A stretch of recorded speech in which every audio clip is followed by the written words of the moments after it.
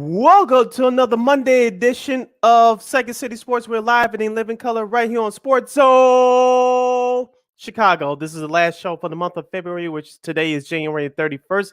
2022 is getting off to a fast and racy start. She's Lakeena McGee. I am Sydney Brown. You can follow yours truly on the Twitter and the IG at SidKid80. Once again, at SidKid80. That's SIDKID80. That's SIDKID80. Follow me at Keenan McGee on the Twitter and at Keenan_McGee on the IG. Make sure you download the Sports Zone Chicago app. You want to know why? Because we said so. That's why. Also, too, you can watch any of our other 5 live shows, including this one, Second City Sports. If you happen to miss any of our live shows, you can go back and watch them and listen to them at your own leisure. Also, make sure you follow Sports Zone Chicago on all social media platforms. That's Facebook, Twitter, Instagram, and YouTube. Once again, at Sports Zone Chicago on all social media platforms, Facebook, Twitter, Instagram, and YouTube. If you want to catch the audio version of this, of Second City Sports, you can do so by subscribing to War on Anchor. We're available on all podcast platforms, including the iHeartRadio app. Make sure you type in those search engine boxes in those podcast platforms, WARR on Anchor. And you can follow War Media on all social media platforms on Facebook, Twitter, Instagram, and YouTube. Once again, follow War Media at WARR Media. That's Facebook, Twitter, Instagram, and YouTube. And thank you very much in advance for your support. Like, share, subscribe, and tell your friends. We are unapologetically fun, and we have very definite opinions. And if you want to have a comment on any of our topics during today's show, during our 2-hour extravaganza, you can go to Sports Zone Chicago's Facebook page or Sports Zone Chicago on YouTube. Type in your questions or comments in the comments section. Lakeena will get them up on the screen for you. But if you decide to troll or decide to do something stupid, Lakeena will give you the Beer Lane Beer boot. Bye-bye. Lakeena, let's kick this Monday edition of Second City Sports off by discussing just for a few minutes the Chicago Bears. They just wrapped up their press conference, introduced their new head coach and general manager. Of course, the new general manager is Ryan Poles, and the new head coach is Matt Eberflus. Lakeena, I got a chance to listen to some of that press conference. I know you said it was word salad. I'm keeping it clean for the kids, but I like the way that Ryan Poles is trying to set the tone in that building and set the tone as far as what his plan is going forward. And we talked about this on Friday, Kenan, with the roster. They have a lot of work to do. Got a chance to learn about the new head coach, Matt Eberflus. He says his father was an electrician. His mother was a stay-at-home mother. He picked up all of his habits of working hard and his work habits from his parents, and it got him to where he is now.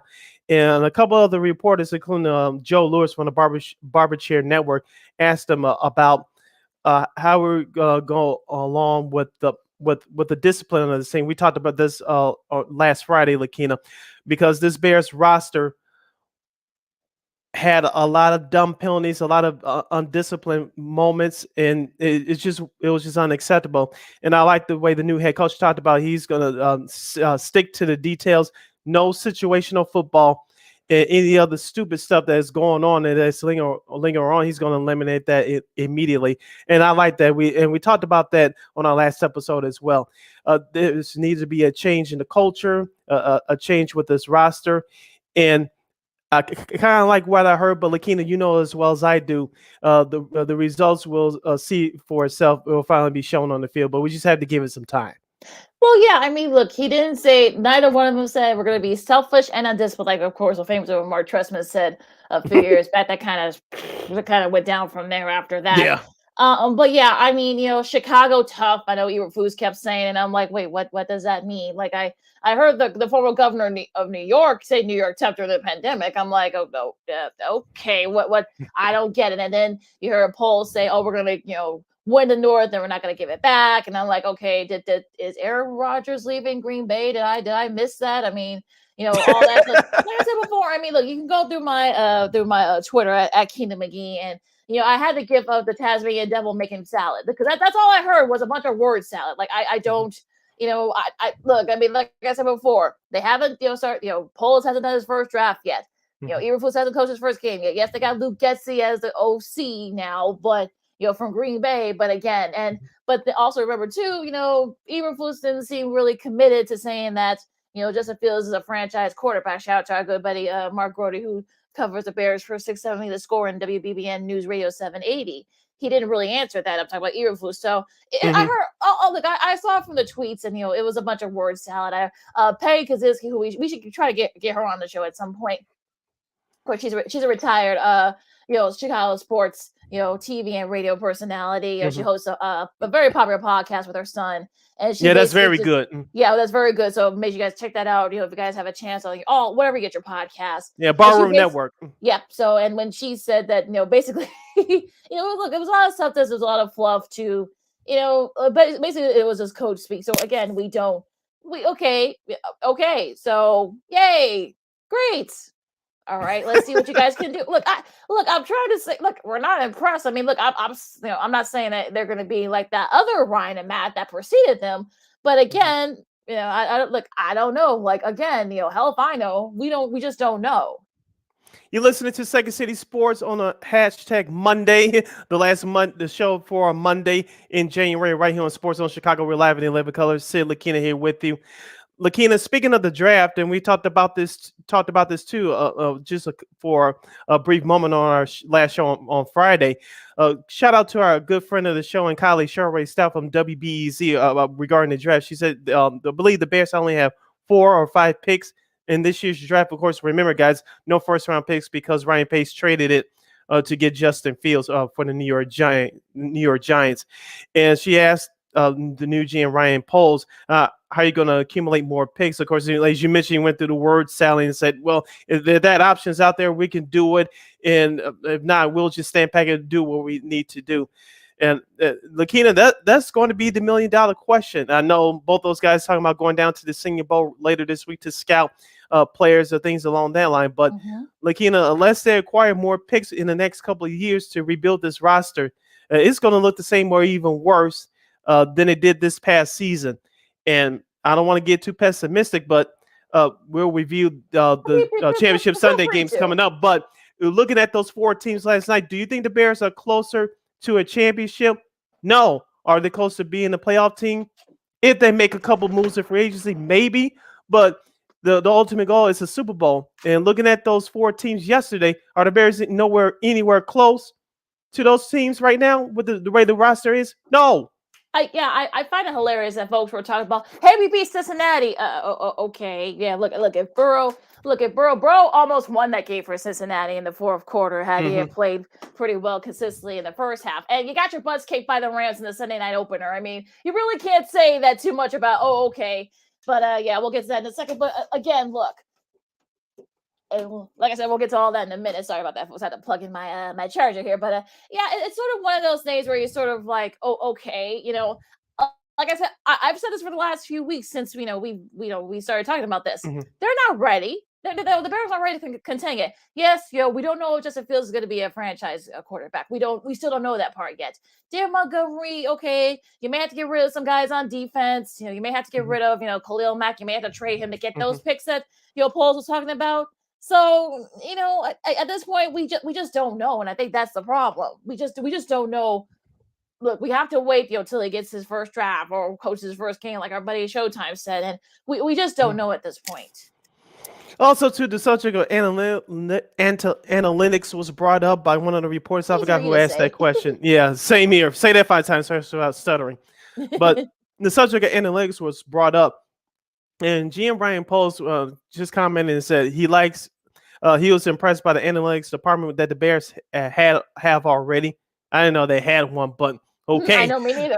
I didn't either. Like, what's that? But he said he was impressed by the analytics department, and he's going to use it going forward.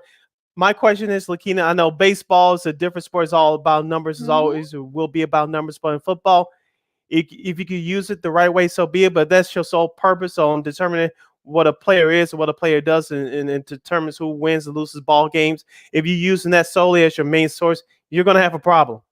Oh, yeah. I mean, I think that's part.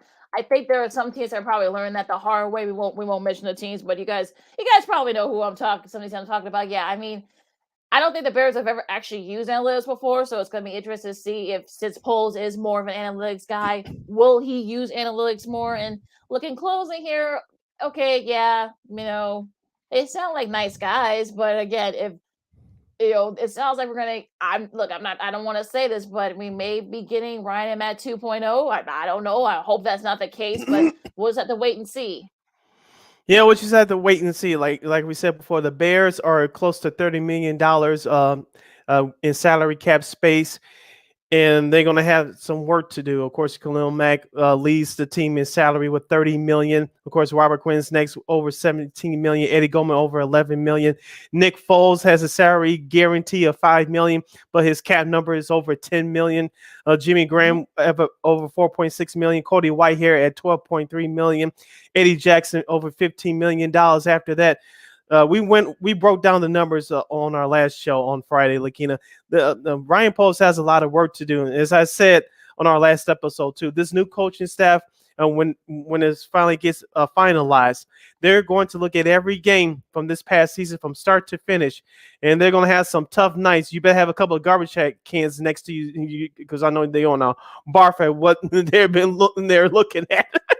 Oh gosh, let's not hope it doesn't get to that. But yeah, like I said before, it's gonna get interesting, and we'll see. I mean, look, this is probably the last thing we'll probably see from the Bears for the next couple of months, so we'll just have to wait and see. You listen to Second City Sports on Sports Zone Chicago, along with Cindy Brown. I'm Lakeena McGee, getting ready to talk. Break down Championship Sunday recap, and we'll start with the AFC title game as the Cincinnati Bengals go to the Super Bowl for the first time since 1988. Yes, it's been that long, folks. Coming back from 18 points down to beat the Chiefs in overtime. And I didn't hear somebody say a single word. What a difference a week makes, right, Sid? In the last week game, yes, as the Chiefs beat Buffalo and such, but people were saying, "Oh, let's change the overtime rule. It's unfair." Blah blah blah. I didn't hear a peep from those same people. Since he did what you're supposed to do when it's when you get the ball first, they got an interception. And look, that they set him up the field goal, and there may be some other stuff that happened. We'll get to that in a second. But 27-24 was the final. Joe Burrow threw for 2 touchdowns. Joe Mixon helped set up the Bengals for the game-winning field goal. The Chiefs, Mahomes looks kind of human, throwing 2 interceptions in addition to 3 touchdowns. The running game, look, the Bengals defense sort of pressured Mahomes, and you got to think Mahomes, he was forcing a lot of throws. Well, what do you think about this game yesterday? The first half, Kansas City dominated, leading 21-3. They were on point. The running game outside of Jerick McKinnon was a non-factor. And I told you on our last episode on Friday that Kansas City would have to run the ball with a little bit more consistency. That didn't happen, especially in that second half. But going back to the first half, the Chiefs were on point, converting on every third down. Patrick Mahomes played within himself. He didn't force the issue, unlike in the second half. But that touchdown, I believe, by Joe Mixon to end the first half, that was key because Cincinnati trailed by 11, 21-10. Going into that second half, I didn't expect the Cincinnati defense to step up. They played disciplined football. They stayed in their lanes and not let Patrick Mahomes really do what he wanted to do. As you mentioned, Mahomes forced the issue, and especially in that overtime. But give Cincinnati's defense credit. They got to Mahomes 4 times, including that last play of regulation before the game-tying field goal. Kansas City played the clock perfectly, not giving Cincinnati the chance to go and win the game in regulation, even though Cincinnati technically was leading at the time by 3. Kansas City basically shot themselves in the foot, and they really didn't commit to running the ball. I think they thought they were just going to do the same thing as they did in the first half. I know that's human nature. When you're up by a lot, you sort of coast. But they tried to force the issue in the second half. It just wasn't happening. As I mentioned, Cincinnati's defense, they forced 2 turnovers, and they got home to Patrick Mahomes 4 times. So that Cincinnati defense, you have to give them credit in the second half. And offensively, going to the numbers for Joe Burrow, he only had 250 yards passing, but give the Cincinnati offensive line credit. They only gave up 1 sack after giving up 9 the previous week at Tennessee. So the offensive line for the Cincinnati Bengals deserve a lot of credit. Also, they deserve a lot of credit in the run game too. What did I tell you last Friday on the show? Joe Mixon needs to run to close to 100 yards for Cincinnati to even give them a chance to win. He had 88 yards off of 21 carries. So He did a great job. The offensive line did a great job, and they should be commended for it. In the receiving department, T. Higgins had 6 catches for 103 yards. Jamar Chase, as you mentioned, he had a couple of big catches late. He was double teamed all day, but he still had 6 catches for 54 yards in a touchdown. I made a mistake. It was Perrine that had that touchdown toward the end of You're the right, first yeah. half, not Mixon. So I'll correct myself on that.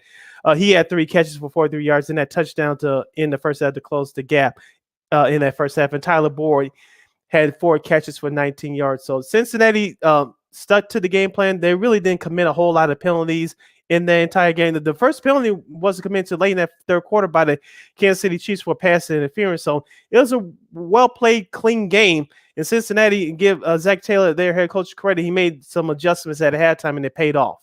Yeah, Von Bell set up, had that interception to set the game winner for Cincy. But look, I think what kind of changed the sort of the game, I guess, would be is the first few seconds of the first half. You had I don't know what was going on there. I don't know if that if Mahomes was trying to do too much and he was trying this and this and this, and then they the time ran out, and then they couldn't come go off a field goal, which kind of, I don't know if it would have made a difference, but I think it would, if you were Kansas City, had you had scored that field goal, maybe it would give yourself a little bit of a cushion. You could make the adjustments. And look, the coasting thing, I mean, I don't, maybe that was true, that maybe they did try to coast, but the problem is that they know how the Cincinnati team is. So the fact that they were trying to coast, and like not knowing that they would come back, I think that's on the coach, that's on the players. They thought that maybe, oh well, since this is their first time here in like 30 plus years, so we'll just have a big lead, and then we'll just make bad decisions, and it turned out to come back to bite them in the butt. So that's another problem with the Chiefs. I mean, look, you're happy for Joe Burrow, you're happy for Chase and Zach Taylor, and the rest of the look, it's been like I said, 30 plus years since since he has gone to the Super Bowl. So look, there were 50 to 1 odds. So if you had Cincy going to the Super Bowl this year, you made a nice chunk of change last night. But yeah, I mean, look, I know people want to try to tout this as a David versus Goliath thing. We'll get to their opponent in a second, but look, last year, but the Bengals, had they won a couple of those games, they were very close in about half their losses. If they had won like a few of those games, they would have made the playoffs. So I don't know how far they would have gone, but the fact that they build this team through the draft through Burrow and Chase and others, a few other guys, L'Jarius Sweet, who had I mean, not Sweet, Von Bell, who they picked up. But yeah, I mean, they built this kind of like a little bit of everything. So yeah, so credit to the whole organization. Yes, congratulations to the Cincinnati organization for reaching the Super Bowl for the third time in franchise history. Taking a look at the numbers on the flip side for the Chiefs, Patrick Mahomes, as we mentioned, 26 of 39, 275 yards, 3 touchdowns, and 2 interceptions. Jerick McKinnon, as I mentioned earlier, 12 carries for 65 yards. Patrick Mahomes, 3 carries for 19 yards. Carl Edwards-Helaire, I forgot that he was still on the team. He's been injured off and on this year. He had 6 carries for 36 yards. He was second on the team in rushing yards. In the receiving department, Travis Kelce had 10 catches for 95 yards and a touchdown. Tyreek Hill, who was held down in the second half, he had 7 catches for 78 yards and a score. And Mecole Hardman had 3 catches for 52 yards and a score. And Pringle had 2 catches for 16 yards, and McKinnon out of the backfield had 3 catches for 30 yards. Lakeena, as I mentioned before, the Kansas City looked unstoppable in that first half, and until Perrine scored that touchdown for Cincinnati, I thought that this was going to be a blowout, but I'm glad I was wrong. I wanted to see a competitive game. We got that in the second half. Before that game time field goal, Lakeena, Kansas City, their last touchdown came with 5 minutes and 4 seconds remaining in the first half, and so they were completely shut out in that second half. The Cincinnati's defense stepped up. They played disciplined football, no penalties, and they caught Kansas City off guard. Is it, I'm wondering, is it because, did Cincinnati make adjustments? Of course they did, but did the fact that, the Chiefs were sort of just coasting and playing not to win? I mean, it's sort of one of those things where you kind of wonder, okay, you give the Bengals all the credit in the world, but did you think that maybe the Chiefs were kind of like, sort of sitting there and thinking, oh, well, this is going to be easy. We're playing Cincinnati. This is their first trip in, 30 plus years, blah, blah, blah. For a lot of these guys, it's their first And you playing at home too at Arrowhead. Yeah, so I think that played a little bit of a factor too. So I feel like, you know what, I mean, look, Mahomes was sacked 4 times. I mean, look, give the defense credit. Look, hey, Bills, you're like one of the top defense in the league. You know, I think Cincinnati gave you the playbook. Why didn't you guys? So you could have won that game. Hello, but yeah, I mean, look, I think. Well, look, I think the Bengals weren't scared. They didn't. They could have ran away and high. They didn't, and they were able to come back and made a game of it. They ended up winning it. So it's a little bit of those things where I think the Chiefs sort of thought that, oh well, they thought they had already had it won and they didn't have to really do too much. And the Bengals, showing that discipline, showing that tenacity, and ended up coming back to winning it. Yeah, once again, congratulations to the Cincinnati Bengals. They'll be heading off to Super Bowl 56 in Los Angeles, represent the American Football Conference 13 days from now. We hit the bottom of the hour with Lakeena. When we return, we'll review the National Football Conference Championship game between the Los Angeles Rams and the San Francisco 49ers. And it's Tom Brady finally saying goodbye to the National Football League. We'll have those subjects and a whole lot more. You're listening to Second City Sports on the last show for the month of January. I'm Sid. That's Lakeena. You're listening to Sports Zone Chicago. AutomotiveMap.com presents the Sports Flash on the Sports Zone Chicago.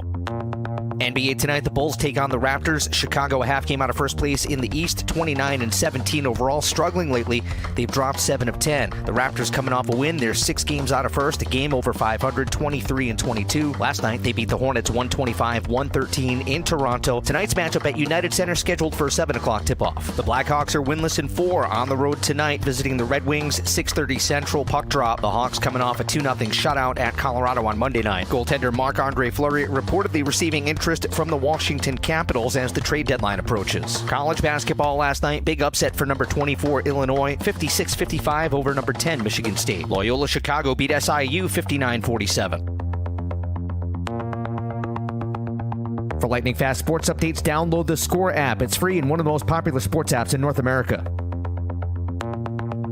I'm Chuck Sanders. That's the Sports Flash on the Sports Zone Chicago. Deep breaths. Mi's virtual meditation studio has never been busier. Imagine not working. They need a remote assistant to realign their scheduling. Blank calendar. Sorry, back to your breath. Indeed can help them hire great people fast. I need Indeed. Indeed you do. Make calls, schedule virtual interviews, and talk to candidates right from your employer dashboard. Visit Indeed.com/credit and get $75 towards your first sponsored job. Terms and conditions apply. Hello, this is Discover, and we take customer service very seriously. We know that if you have a question or concern about your credit card, that's a serious matter, and you need to talk to a real person about it. So we offer around-the-clock access to seriously talented representatives in the USA. Again, it's a serious endeavor. The only funny thing about it is Bob. If you call us and Bob answers, you're in for a treat. Get 100% US-based customer service and talk to a real person day or night. Discover. Exceptionally common sense.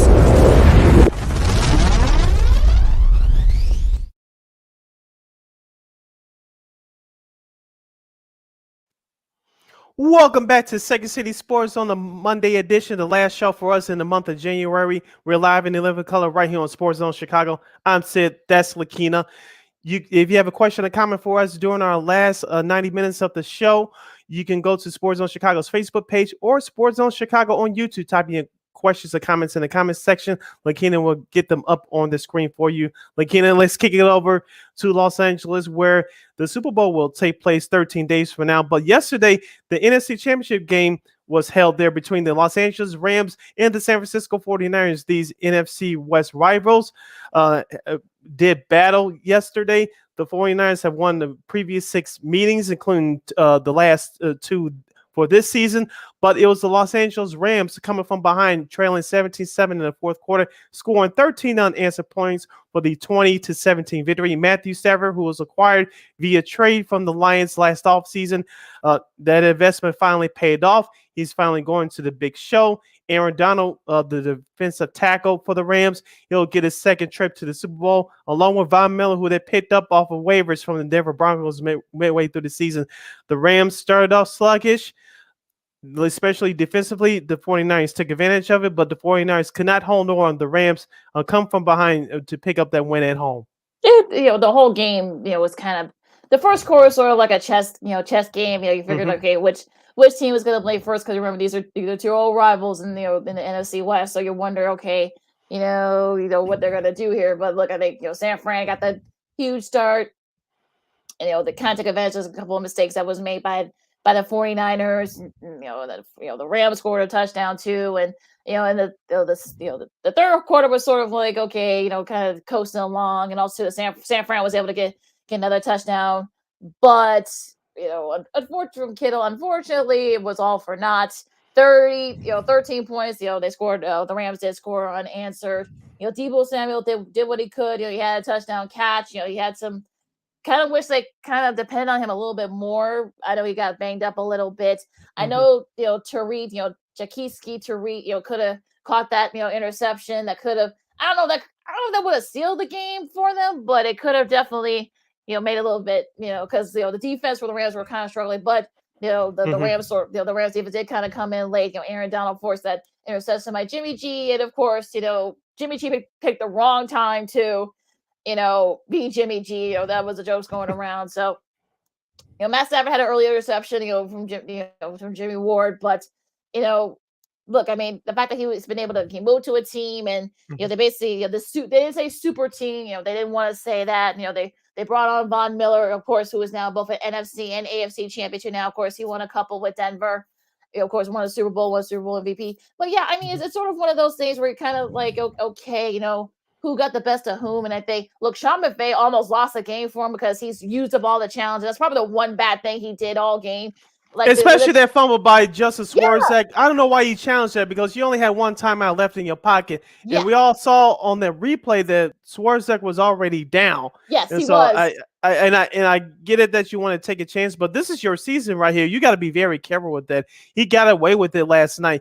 If that situation comes up 13 days from now, I guarantee he's not going to get away with that. So you got to be much smarter than that. I think he's going to be a little bit smarter now, especially, unless I don't know if his headset wasn't working upstairs, or I'm sure they got somebody there to tell him, hey, look, don't challenge this. It's usually those coordinators that's telling him, because they got the replays. He doesn't.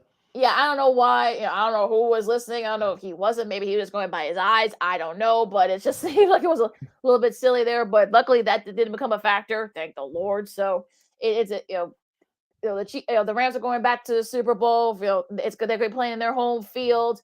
It'll be interesting to see. Matt Stafford's going to his first Super Bowl after maybe from Detroit.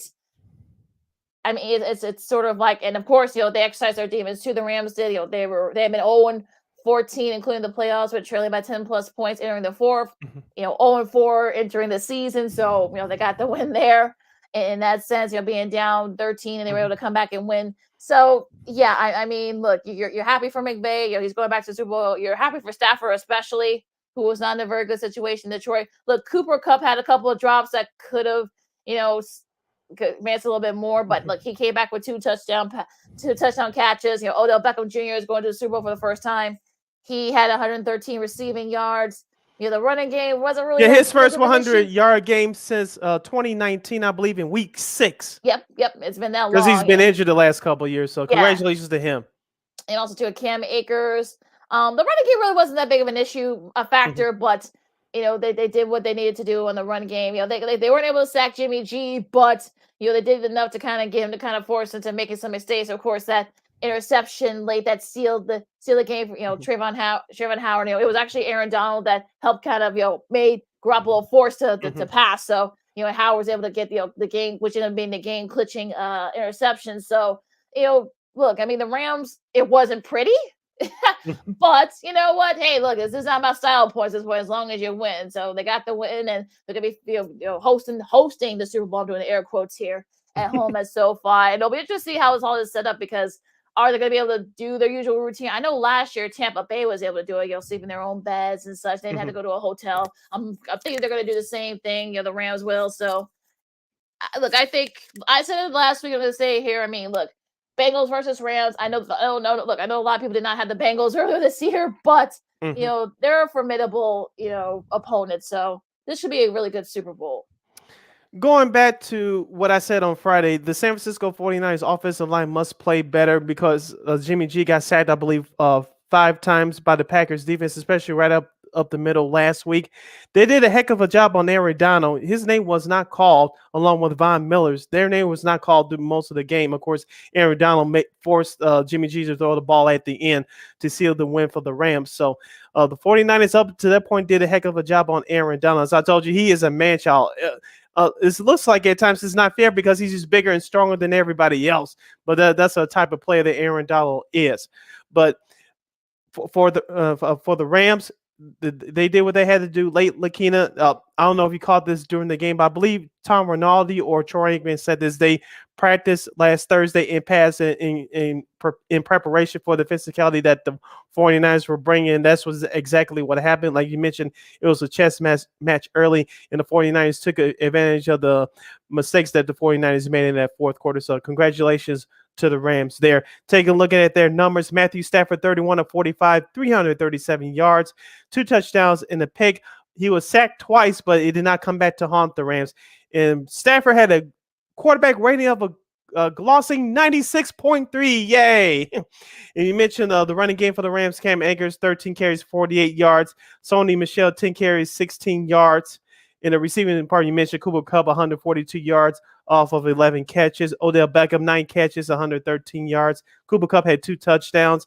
Blanton had 5 catches for 57 yards. Tyler Higbee, who was injured, he had 2 catches for 18 yards. So Matthew Stafford did what he had to. They spread the ball around a little bit, and that's what you need. Like you said, the running game wasn't a factor as much, but they did what they had to do to win. And let's also give the Rams defense credit. As I mentioned earlier, Aaron Donald and Von Miller were put in check early, but they still got home to Jimmy G 4 times to picking up 4 sacks. And of course, they had the interception by Traven Howard to seal the game.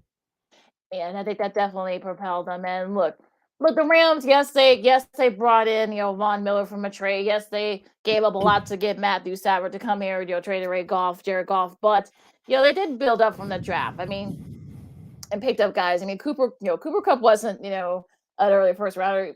He kind of, fit the right system for him. They drafted Aaron Donald, who the Bears should have picked, but that's another conversation. Let's see.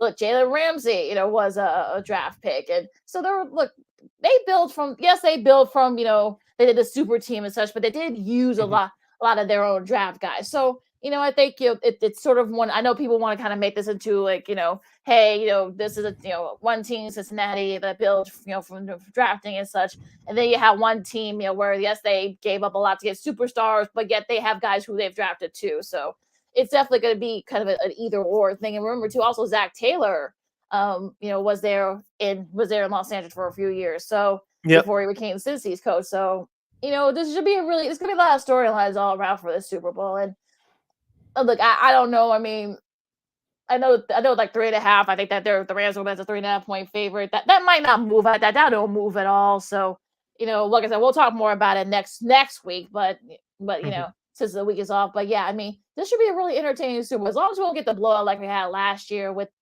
Bucks and Chiefs, I think, we're already like ahead of the game there. Yeah, and don't forget this is the first Super Bowl with both head coaches are under the age of 40. Sean McVay, 36, Zach Taylor, 38. As you mentioned, Mr. Taylor worked for McVay for the first couple of years of the McVay administration before he was hired by Cincinnati a couple of years ago. On the flip side for the 49ers, let's take a look at some of their numbers for the final time this year.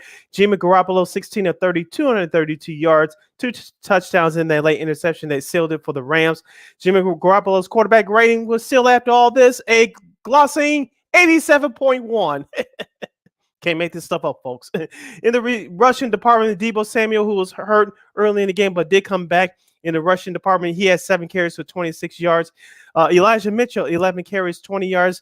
That was one of the things that I said on Friday that San Francisco must do better, was run the football, and they didn't do that enough for my liking. That's the reason, one of the reasons why they are staying home today.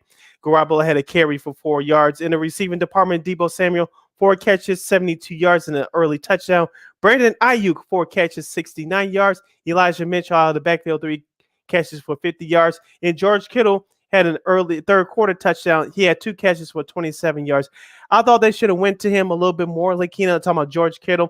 They started to do that last week, and especially in that second half, in their win over Green Bay on the road. He had the touchdown, but they really didn't go to him after that.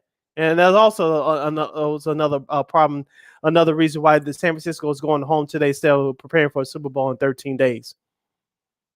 Well, I mean, I think they didn't run the ball. I mean, I know Samuel was banged up, but Mitchell, he was kind of having trouble too. I mean, that was sort of like the one thing where that front four of the Rams did was they kind of slowed him down. So I don't know what. I know Samuel was banged up a little bit, but that with the but it's sort of one of those things where, I mean, look, the 49ers, they had the game in hand.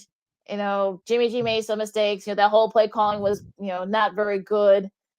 I don't know why they didn't have Samuel run the ball more. Maybe he was a little bit too hurt not to, but like we could have maybe kept the chains moving in that way. And yes, Tariq, should have caught that ball, but who knows what would have happened after that.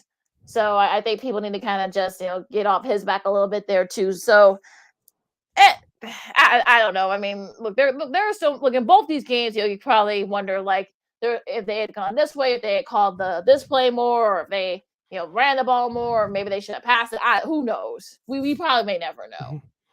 Before we move on, Lakeena, and talk about Tom Brady, do you believe that Jimmy Garoppolo has played his last game in the 49ers uniform? I'll say yes. Yeah, I think after that last interception, yeah, I think so. I think you've been close. You really couldn't afford it. Maybe you do need to trade Jimmy G, try to get something for him, maybe get some draft picks for him, and have the Trey Lance era begin. Yeah, we'll see what happens in the weeks and months going forward for the 49ers. You're listening to Second City Sports, the Monday edition, our last show for the month of January. We're live in living color right here on Sports Zone Chicago. That's Lakeena McGee, which is she. I'm Cindy Brown. That's me. Lakeena, let's continue the football talk. The news came out over the weekend that Tom Brady, a 22 veteran of the National Football League. Of course, he played his last 2 years with the Tampa Bay Buccaneers. Of course, you mentioned the last year's Super Bowl when Brady went in there and won it for the Buccaneers, delivering that franchise his second Super Bowl. Of course, he has all his other 6 rings with the New England Patriots. The story came out that he's going to announce his retirement.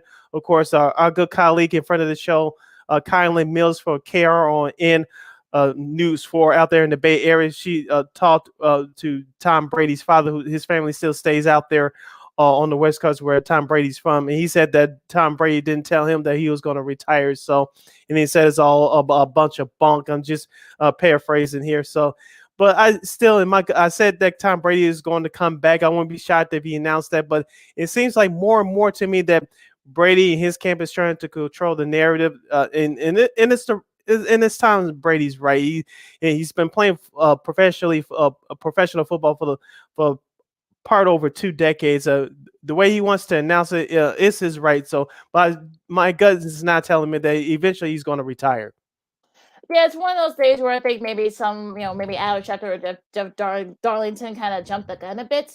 I'm assuming that he probably wanted to make. I'm talking about Brady. Probably wanted to make a video, thanking team, his teammates, his coaches, friends, his family, what have you. And I think I don't know if it was maybe somebody in his circle or maybe one of his PR people maybe said, hey, Brady might be retiring, and they jumped the gun on that. So we won't know for sure. I mean, this will probably be the week to do it since, there's no Super Bowl, till next week. So this he might announce it sometime this week. He might announce it today right after our show. Who knows? But yeah, I wouldn't be surprised if he decides to come back. I think if he decides to leave, I think, look, he's 44. Father Time is undefeated. We've seen this with other various athletes. So, he's got 7 Super Bowls. He's got, more wins in the playoffs. He's got, best, most passing touchdowns in the playoffs. Like, I don't know what else can he do. Like, he has really nothing. He's got I'm saying he has nothing to prove anymore. And, just as he's also the second player in NFL history to lead the league in both passing yards and passing touchdowns in his final season. So, going all the way back to Cecil Isbell and, back in 1942 with the Packers, there were only 10 teams then in the NFL, but that's how long it's been since this record was broken. So I don't know. I mean, again, we'll have this conversation again once he does announce his retirement, whether it's this week or maybe after the Super Bowl. But the fact that he's been wrestling with this, that he is really considering retiring, makes me think that he is going to announce it. It might not be like it's just a matter of when he'll announce it. And we talked about this on our last episode, last Friday, Lakeena. Remember during that 2016 Super Bowl when the Patriots made their historic comeback against the Atlanta Falcons? During that offseason, his wife, Giselle Bundchen, who's a famous supermodel, she said that he wanted Brady to retire. You remember he had a couple of concussions during that season, and she kind of had to catch herself, like, I don't want to discuss that now, but she wanted him to retire then. But of course, Brady went on to play and won a couple more Super Bowls after that. But he's done all he's needed to do. And I remember telling somebody a couple of years ago after Brady won his last Super Bowl with the Patriots, which they beat the Rams following the 2018 season, that whatever Brady does from that point on, he's adding to his trophy case. Like you say, he has nothing else to prove. He's done what he's needed to do throughout his career. A sixth-round draft pick. He barely played his rookie year with the Patriots. He got his shot after Drew Bledsoe got hurt in the following season, 2001. Started their run with Patriots. Of course, him and Belichick would go down perhaps the greatest quarterback head coach tandem in NFL history because of the number of championships they brought to that franchise. So Tom Brady, he has nothing left to prove to me. I wasn't a big Patriots fan, but he always had my respect. And so Tom Brady, hats out to you on a great career. We'll probably be repeating this again too, like maybe a few days from now, or maybe the week after next, or 2 weeks from now. So I don't know, but yeah, it's one of those days where we'll stay tuned. I guess we're gonna have Brady watch, I guess. So we'll see what happens there. Now let's talk about some of the coaching vacancies that are starting to be filled up. Josh McDaniels has been touted to coach the Las Vegas Raiders. So what do you think about that move? Let's see if he learned from his mistakes when he coached the Denver Broncos. I was during the later half of the 2000s into the 2010s. Of course, he left New England the first time. Of course, he had that whole mess with Jay Cutler, and that's why he ended up here in Chicago via trade prior to the 2009 season. But let's see if he learned from his mistakes. And he's going to get Derek Carr. You're going to get a playoff team, which they barely made it in on the last day of the season. Let's see. That defense is not that great, but it was good enough to be competitive this year. Let's see if they can get some playmakers around Derek Carr, because, Henry Ruggs, he's going to jail for his DUI foolishness, and they had some other issues going on. John Gruden and a couple other players, they had their issues, so the Raiders persevered through that. So let's see what Josh McDaniels can do. Can he turn Derek Carr into a top 5 quarterback? We'll see, but they still need a couple playmakers around him. Yeah, I agree.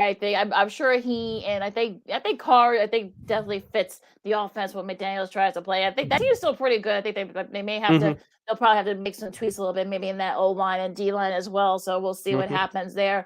Brian Daboll, of course, right before the Bears presser, the Giants had their presser to announce him, and also to Joe Shin as their GM and head coach. Brian Daboll was, I don't know if he was, really a contention for the Bears job. I know some Bears fans were kind of, wish that he had gotten the job, since, he's Daboll is, of course, the longtime OC with the Bills, and he being more of an offensive guy. I think that's why the Bears fans wanted him. So what do you think about this one? Like you said, I wanted him here in Chicago, but things didn't work out for whatever reason. Good luck to him in his new job. He's going to have to work to do with that roster as well, and so we'll see what happens. As I said before, offense is the name of the game. You got to have talent. First, you got to have a franchise quarterback to start off with. Number 2, you got to have playmakers to help the quarterback make plays. Daboll had that in Buffalo with Josh Allen. Of course, as I said before, Josh Allen didn't take out till they had the number 1 wide receiver, Stephon Diggs, and he's been an MVP candidate ever since. And so Daboll's going to have a lot of work to do, and hopefully the manager will help him out and give him the tools that he needs to win.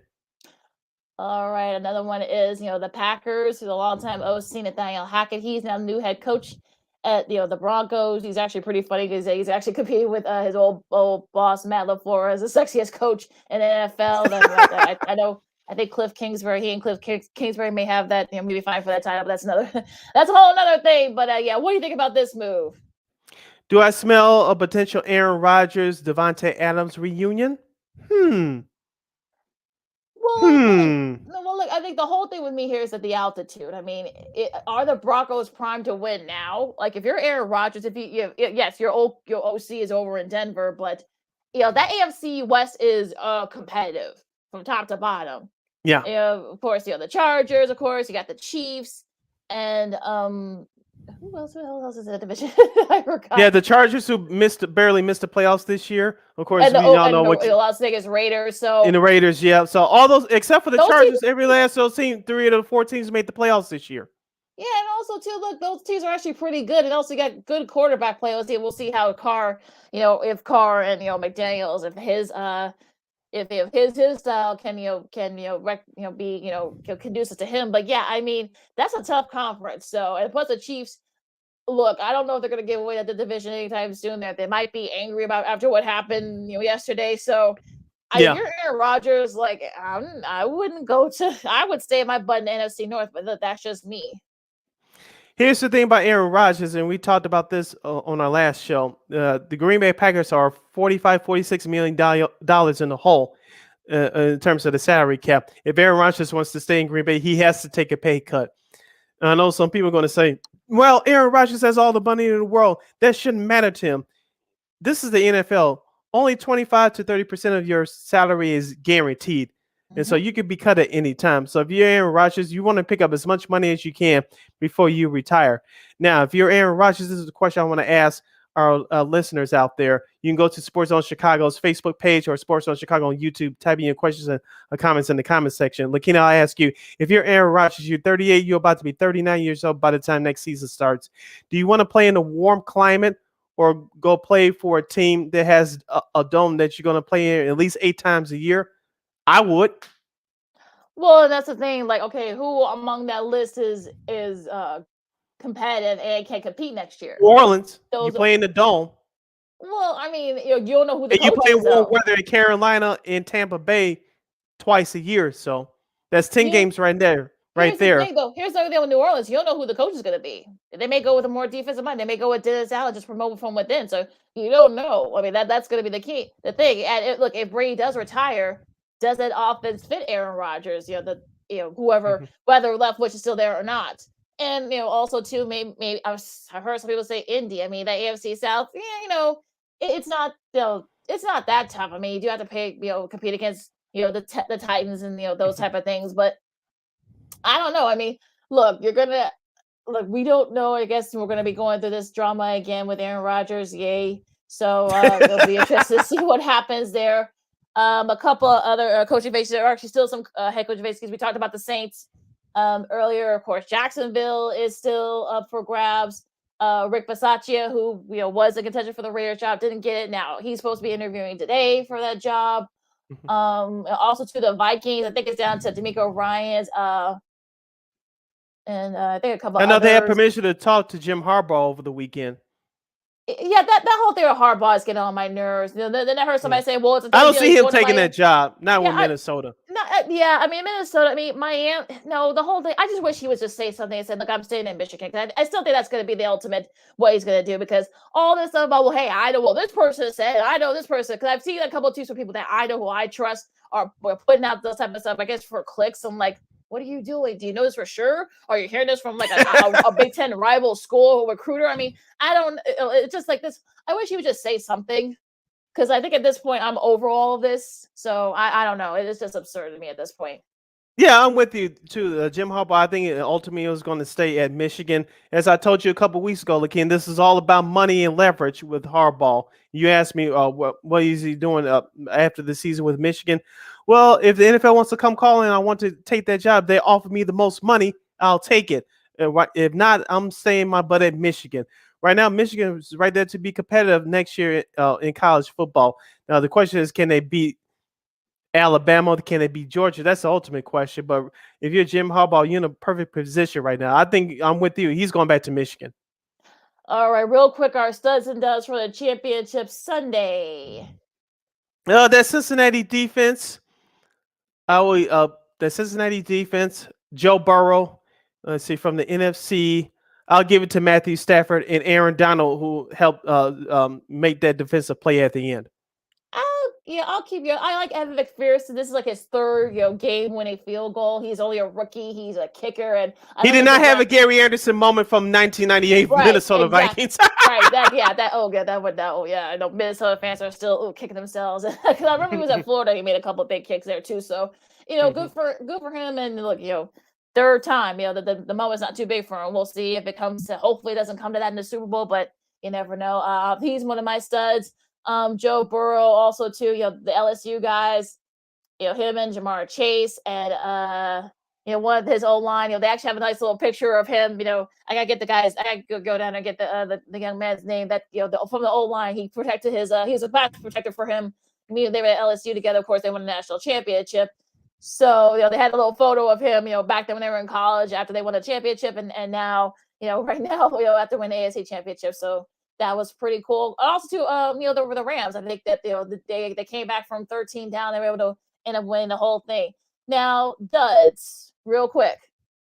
Jimmy Garoppolo, the whole entire Kansas City coaching staff in that second half. And my third dud, who will it be? Oh, boy. There's just the two I can think about right now. So, Garoppolo and the entire Kansas City coaching staff for that bad second half performance. Okay, Tyler Shelvin, that's the name of the tackle, the left tackle from that Joe Burrow. He passed for Joe in college, and now they had that photo that was circulating all over the place, with them, 3 years ago, and then now going to the Super Bowl. That was a pretty cool moment. Duds, the Chiefs. What the hell happened? Like y'all were right there to win it. If y'all would actually done what y'all supposed to do and kept doing what you're supposed to do, maybe you probably would have blown the Bengals and not let them hang around. Also to Kyle Shanahan, who I like a lot, but some of the quick decisions that he makes sometimes, oh gosh, you would think his dad Mike would have taught him a few things. I know he's been through the ringer himself, but yeah, maybe he should call his dad maybe a little bit more about it. Also to CBS, whoever the audio person or audio production person is, that whole thing with doing the halftime show. I know. I saw some of whoever was performing. You can hear them more. You can hear the color analyst. That was ridiculous. Yeah, Phil Sims actually made a funny joke about it, like, "Hey, I'm trying to talk here." That was hilarious. But that was just not a good look. Walker Hayes, who's a Grammy-nominated country singer, he's one of the rising stars of country music. He was playing in the background, and I know that the CBS NFL Today, they didn't do the shows from live because of COVID and such. Maybe I need to stick to doing that because that was just not that. Look, I know they have to do the sponsors and stuff like that, but maybe go outside perhaps, or especially if you're in a stadium where it's gonna get there's someone's gonna be performing, or maybe just go back to doing it in the studio. Maybe, I don't know, but yeah, those are my duds. Oh, and one more quick stud. Brandy, the singer. I know she's from Los Angeles. She did the national anthem for the NFC Championship game, aka Moesha. Shout out to her. She sounded great and looked great yesterday. Check her out. I just wanted to get that out. Yeah, check her out on Queens on ABC, or you can stream it on Hulu. It's a really great show. She hosts, she's one of the stars of that show. So make sure you guys check her out on that show. So hour 1 in the books. Hour 2 is coming up next. We're going to talk about Bulls in the NBA. The Bulls, had a setback against the Spurs on Friday, but they came back yesterday. In case y'all missed it, y'all are busy watching the title games. Also, too, the Lakers. What can they do now? It's just crazy. Also, too, we'll be doing college football, and we'll be kicking off our Black History Month celebration, honoring the late great Don Cornelius, and a whole lot more. Also, too, Rafa makes history at the Austria Open. So a lot to do. Coming up next in the 1 o'clock hour with Cindy Brown. I'm Lakeena McGee. This is Second City Sports on Sports Zone Chicago, and we'll see you in a couple minutes. AutomotiveMap.com presents the Sports Flash on the Sports Zone Chicago. NBA tonight, the Bulls take on the Raptors. Chicago, a half game out of first place in the East, 29-17 overall, struggling lately. They've dropped 7 of 10. The Raptors coming off a win. They're 6 games out of first, a game over 500, 23-22. Last night, they beat the Hornets 125-113 in Toronto. Tonight's matchup at United Center scheduled for a 7 o'clock tip-off. The Blackhawks are winless in 4 on the road tonight, visiting the Red Wings, 6:30 Central puck drop. The Hawks coming off a 2-0 shutout at Colorado on Monday night. Goaltender Marc-Andre Fleury reportedly receiving interest interest from the Washington Capitals as the trade deadline approaches. College basketball last night, big upset for number 24 Illinois, 56-55 over number 10 Michigan State. Loyola Chicago beat SIU 59-47. For lightning fast sports updates, download the Score app. It's free and one of the most popular sports apps in North America. I'm Chuck Sanders. That's the Sports Flash on the Sports Zone Chicago. Deep breaths. Mize virtual meditation studio has never been busier. Imagine not working. They need a remote assistant to realign their scheduling. Blank calendar. Sorry, back to your breath. Indeed can help them hire great people fast. I need Indeed. Indeed you do. Make calls, schedule virtual interviews, and talk to candidates right from your employer dashboard. Visit Indeed.com/credit and get $75 towards your first sponsored job. Terms and conditions apply. Hello, this is Discover, and we take customer service very seriously. We know that if you have a question or concern about your credit card, that's a serious matter, and you need to talk to a real person about it. So we offer around-the-clock access to seriously talented representatives in the USA. Again, it's a serious endeavor. The only funny thing about it is Bob. If you call us and Bob answers, you're in for a treat. Get 100% US-based customer service and talk to a real person day or night. Discover. Exceptionally common sense.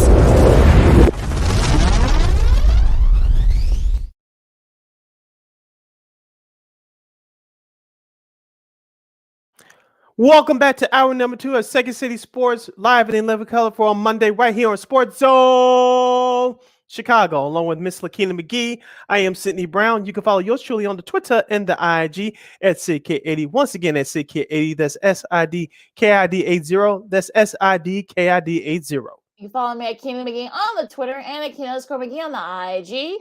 We have less than 60 minutes left in today's show. If you have a question or comment for us, for any of our topics, you can go to Sports Zone Chicago's Facebook page or Sports Zone Chicago on YouTube. Type in questions or comments in the comment section. Lakeena will get them up on the screen for you. Lakeena, as always, we kick off the second hour of our program by discussing the NBA at large and, of course, the Chicago Bulls. Let's start off with the Chicago Bulls. As you mentioned, Lakeena, the Bulls lost to the Spurs on Friday, but they bounced back with a big win at home yesterday to the Portland Trail Blazers, 130-116. For the Chicago Bulls, they were led by Nikolai Vucevic. He had 24 points and 14 rebounds. DeMar DeRozan, the all-star starter, he had 23 points off of 9 of 13 shooting. And Zach LaVine, he had the greatest shooting day yesterday, but he was much more aggressive taking the ball to the basket. He had 20 points off of 7 of 18 shooting. Ayo Dosunmu continued to impress ever since Caruso went out. Lonzo Ball went out with their injuries. In 34 minutes of action, Ayo Dosunmu had 7 points, 6 rebounds, and 11 assists. And so that young rookie continues to get better and better. And also, too, Kobe White, in 31 minutes of action off the bench, he had 18 points off of 5 of 12 shooting, including 3 of 7 shooting from three-point range. Yeah, it was, this actually probably the best game the Bulls have played in the last couple of weeks. I know they've had kind of an up and down last couple of weeks, but, in case you guys missed it, because I'm sure, some people probably did because they were busy watching the AFC Championship game. This was during it was a 2:30 tip-off, but, look, Vucevic, had 24 and 14. He had a double-double.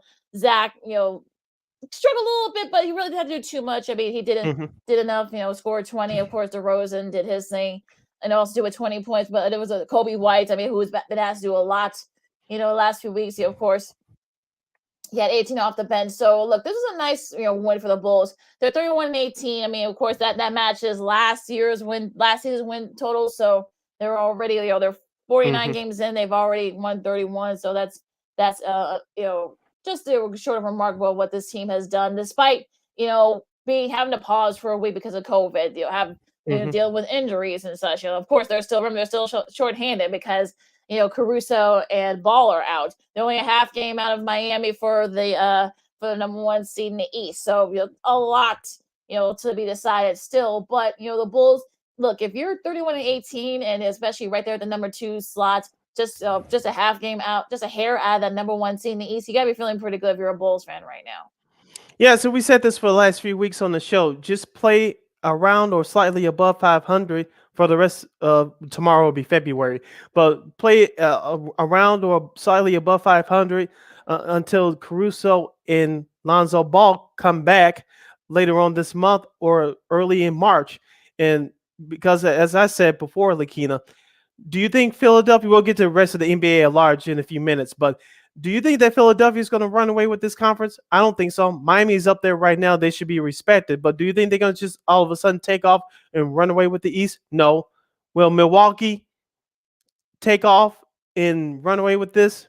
Maybe, but I don't think so. They're just trying to get healthy enough to get ready for the playoffs. Will Boston do it? Hell no. So the Bulls are right there.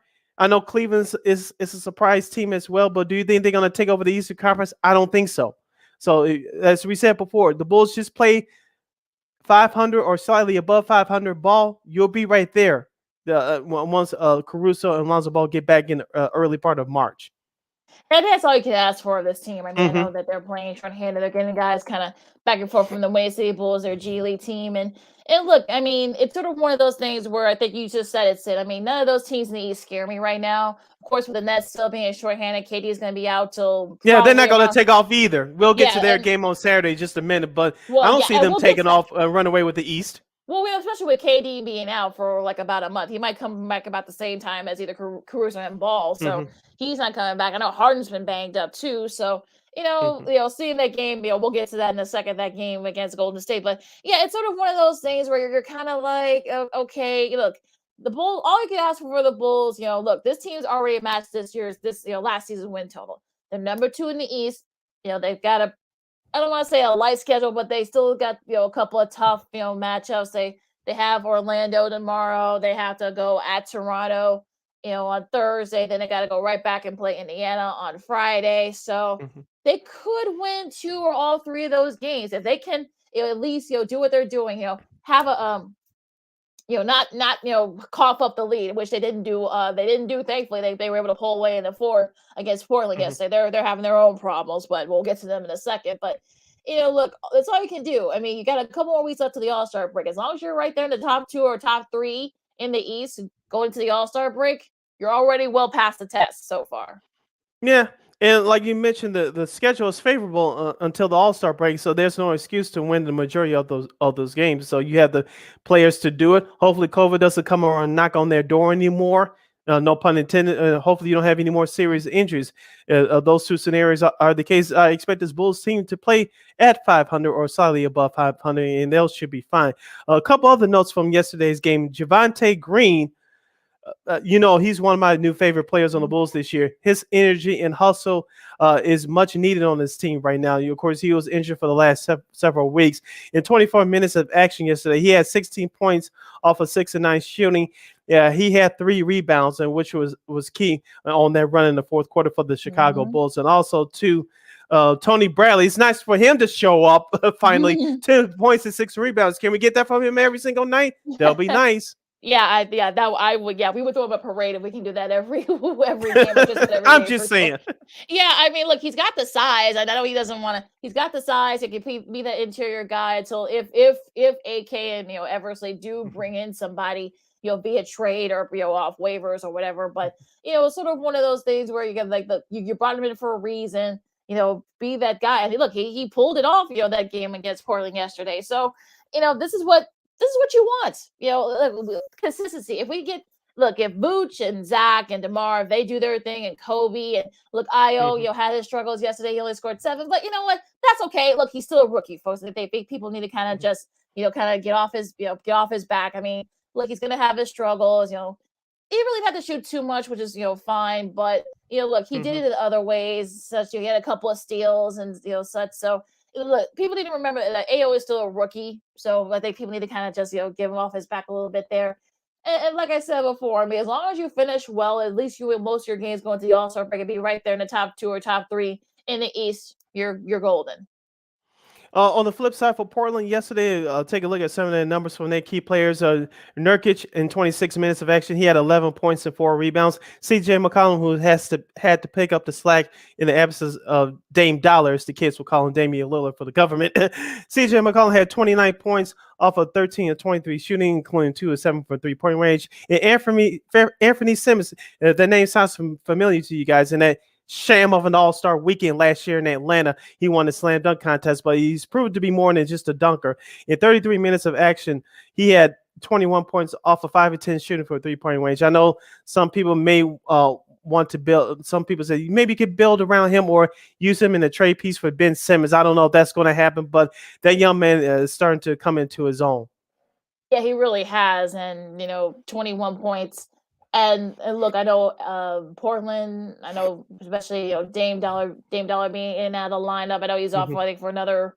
I think for what I read, he's off for like maybe not till after the All-Star break, so you probably won't see him till then.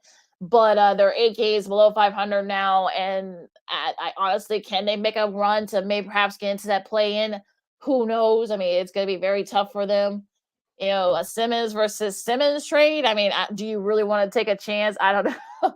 I don't know. Does Right. Chauncey Billups want to be bothered with Ben Simmons? I don't know, but something to look out for. We've heard all different types of rumors at this point, so it's just weird. But yeah, I mean, look, Portland. I think he probably says one of the more disappointing teams this year. Of course, we do the kind of like I know they had COVID issues early. I know they've also had injury issues too. Of course, Dame's out still, and yeah, I mean, like, Portland's kind of like when I don't know, like the trade rumors with Dame and everything else that's been going on. I mean, look, they're doing what they can to kind of stay afloat. I mean, CJ McCollum had 29, no, Norman Powell had 22, but I don't know, like, is that should they may have to wipe everything down and start over? Maybe, who knows? You're listening to Second City Sports on the Monday edition, our last show for the month of January. We're live in living color right here on Sports Zone Chicago. That's Lakeena and Sid. Continuing our NBA talk for this half hour. Lakeena, let's go to the best and worst from the association from this past weekend. And we'll start with that Saturday night showcase, the first of the year for ABC. You mentioned the Nets and the Warriors. The Warriors defeated the Brooklyn Nets 110-106. Klay Thompson had a big 3-point shot to basically seal the win for the Golden State Warriors as Brooklyn was trailing by double digits. They made a late comeback, but Klay Thompson's 3-point shot with just around 10 seconds to go basically sealed that win for the Golden State Warriors. Taking a look at some of the numbers from that game on Saturday. As I mentioned, Klay Thompson had 16 points off of 5 of 14 shooting. Steph Curry, he struggled shooting as well. He only had 19 points off of 3 of 10 shooting from three-point land. But it was Andrew Wiggins, the first-time All-Star. He had 24 points off of 10 of 18 shooting for Golden State in 37 minutes of action. Yeah, you could tell that this is when Durant was missed from the Nets. I mean, also too, Harden didn't play either, so they were, this sort of like is sort of an asterisk win for me because yes, the Warriors, you take the win, but the Nets were shorthanded. No KD, no Harden. Look, Kyrie, did what he could. Leading the way at 32. I know Patty Mills kicked it with 24. But that was basically it. I know James Johnson had 14, but that was it for guys in double figures for the Nets. Yeah. So take that for, if you will. And look, and the fact that, the Nets, that's why, Wiggins has stepped up. That's why Wiggins got in his first All-Star game. He's kind of picked up the slack in case, Steph has his shooting struggles, and if, Klay is still trying to get his conditioning in and such. And also to, Bajika had, Namisha Bajika had 17 off the bench. He was kind of like the unsung hero for the Warriors in that game. So it's one of those, like, I don't want to say this is, I kind of did say it was an asterisk win because they were shorthanded, but, you take the win if you're the Warriors, but, if you're the Nets, you're candidates where you can get Harden and, KD back together. Yeah, as we mentioned before, Lakeena, you cannot depend on Kyrie. We know what his situation is right now. We won't get into We've gone over it 1,000 times, but you need Kevin Durant and James Harden both on the floor at the same time for the Nets to win. So we'll see what happens with the Nets going forward. Now, breaking news that just crossed the wires from a few minutes ago. Jazz forward Joe Ingles has suffered a torn ACL for the Utah Jazz, and he'll be out for the season. What will Utah management do at the trade deadline? That's going to be interesting too, and that was a bummer. I heard it from one of our favorites, Holly Rowe, who of course does great ESPN side reporting for college football too. She's been doing sideline reporting for the Jazz TV network, and yeah, I heard it when it happened, and I actually saw the replay in that game against Minnesota, and I was like, oh gosh, that's not good. I saw how Ingles landed it, that didn't look good at all, and you're like, yeah. The Jazz, you're already having questions of whether or not you can, win the big one and go deep in the playoffs, which you haven't been doing the last few years. Now you lose one of your top guys, and now with Engel's gone and Mitchell's still in concussion protocols, and you've had other issues. I think Gobert is still out, so. Yeah. What if you're Utah? What do you do? I mean, you lost by 20 in that game last night against Minnesota. Well, what can you do if you're Utah? Can you do anything? Yeah, that's $1 million question. The trade deadline for the NBA is on Thursday, February the 10th. Lakeena, the Los Angeles Lakers on their Grammy road trip the road trip from hell continues. They lost to Charlotte on Friday, 117-114. Both Anthony Davis and LeBron James did not play. Michael Jordan left in the middle of that game, and his team still wins. Maybe you should do that every game, and the Hornets will find a way to win. I don't know, but. The Lakers lost that game on Friday in front of a national TV audience. And then, of course, yesterday in the early game at Atlantis, the Hawks come from behind to defeat the Lakers 129-121. Lakeena is another $1 million question. A couple of them. Will Frank Vogel get fired around the All-Star break? And what can they do at the trade deadline? You cash strapped. Tatum Horton Tuck is the only tradable piece that you have. You don't have really many other future draft picks to give up. What can you do at this point? You probably just had to write this out. You're going to have to, and you got to hope that maybe LeBron and AD can come back and stay healthy. I think that's going to be the question. Look, Westbrook's doing what he can, and Malik Monk can only do so much. And I know Anthony Davis played in that game, had 27, but you got to keep him healthy in that game against Atlanta. And look, they shot well. It's just that they were able to hold the lead. So, and it's to the credit of, Trae Young, who led the way with 36, and, John Collins had 20, and they helped kind of propel that comeback. Also to Okongwu, he kind of led the way that comeback too for Atlanta, scoring 16 off the bench. So, I mean, if you're the Lakers, what can you do? What can you do? I think that's another question. Just like Utah, what can they do? Now, Utah is not as cash strapped as the Lakers are, but they have nothing. Horton Tucker's really the only tradable piece that you got. So are you going to be able to get somebody to come in? Like, who knows? Staying with the Western Conference, the Dallas Mavericks were upset by the Orlando Magic yesterday, 110-108. I know Luka Doncic had another triple-double. On the flip side for Orlando, Cole Anthony, he's announced that he's going to participate in the slam dunk contest 2 weeks from now in the All-Star weekend in Cleveland. And so Orlando Magic is starting to pick it up a little bit, but they still have one of the worst records in the league.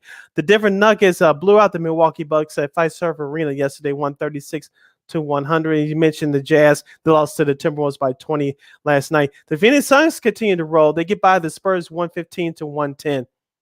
They're kind of quietly, they're 40-9. They got the second best record in the league behind Golden State. And if you're Monty Williams and the rest of that, that Suns team. He's going to coach Team LeBron in the All-Star game in a couple of weeks. So congratulations to Mr. Williams. Yeah, you're kind of looking behind. You're thinking, okay, no one was talking about us. That's fine with us. I mean, I know people were kind of like, we're wondering if this was a fluke or whatever. But, I think he's showing you that, no, there's actually a pretty good team they have. So 19 assists for CP3 in that game yesterday against the Spurs. And, Booker led the way with 28. Bridges, 26 too. So, yeah, I mean, look, the Suns are kind of like, can they sort of get up there with the Warriors for the number 1 seed? It's going to be tough. I think they are very capable of doing that. We'll see if they make any moves. Maybe get another utility guy to kind of support Booker and CP3. Will they get another shooter? That's probably like the one weakness of them. They need another shooter. So, we just see what they do during the trade deadline. Yeah, the Clippers picked up a big win against Charlotte on the road yesterday, 115-90. The Hornets, of course, they beat the Lakers on Friday. They had a bad showing yesterday. And the Cleveland Cavaliers in the speed bump, they lost at Detroit by 10, 115-105.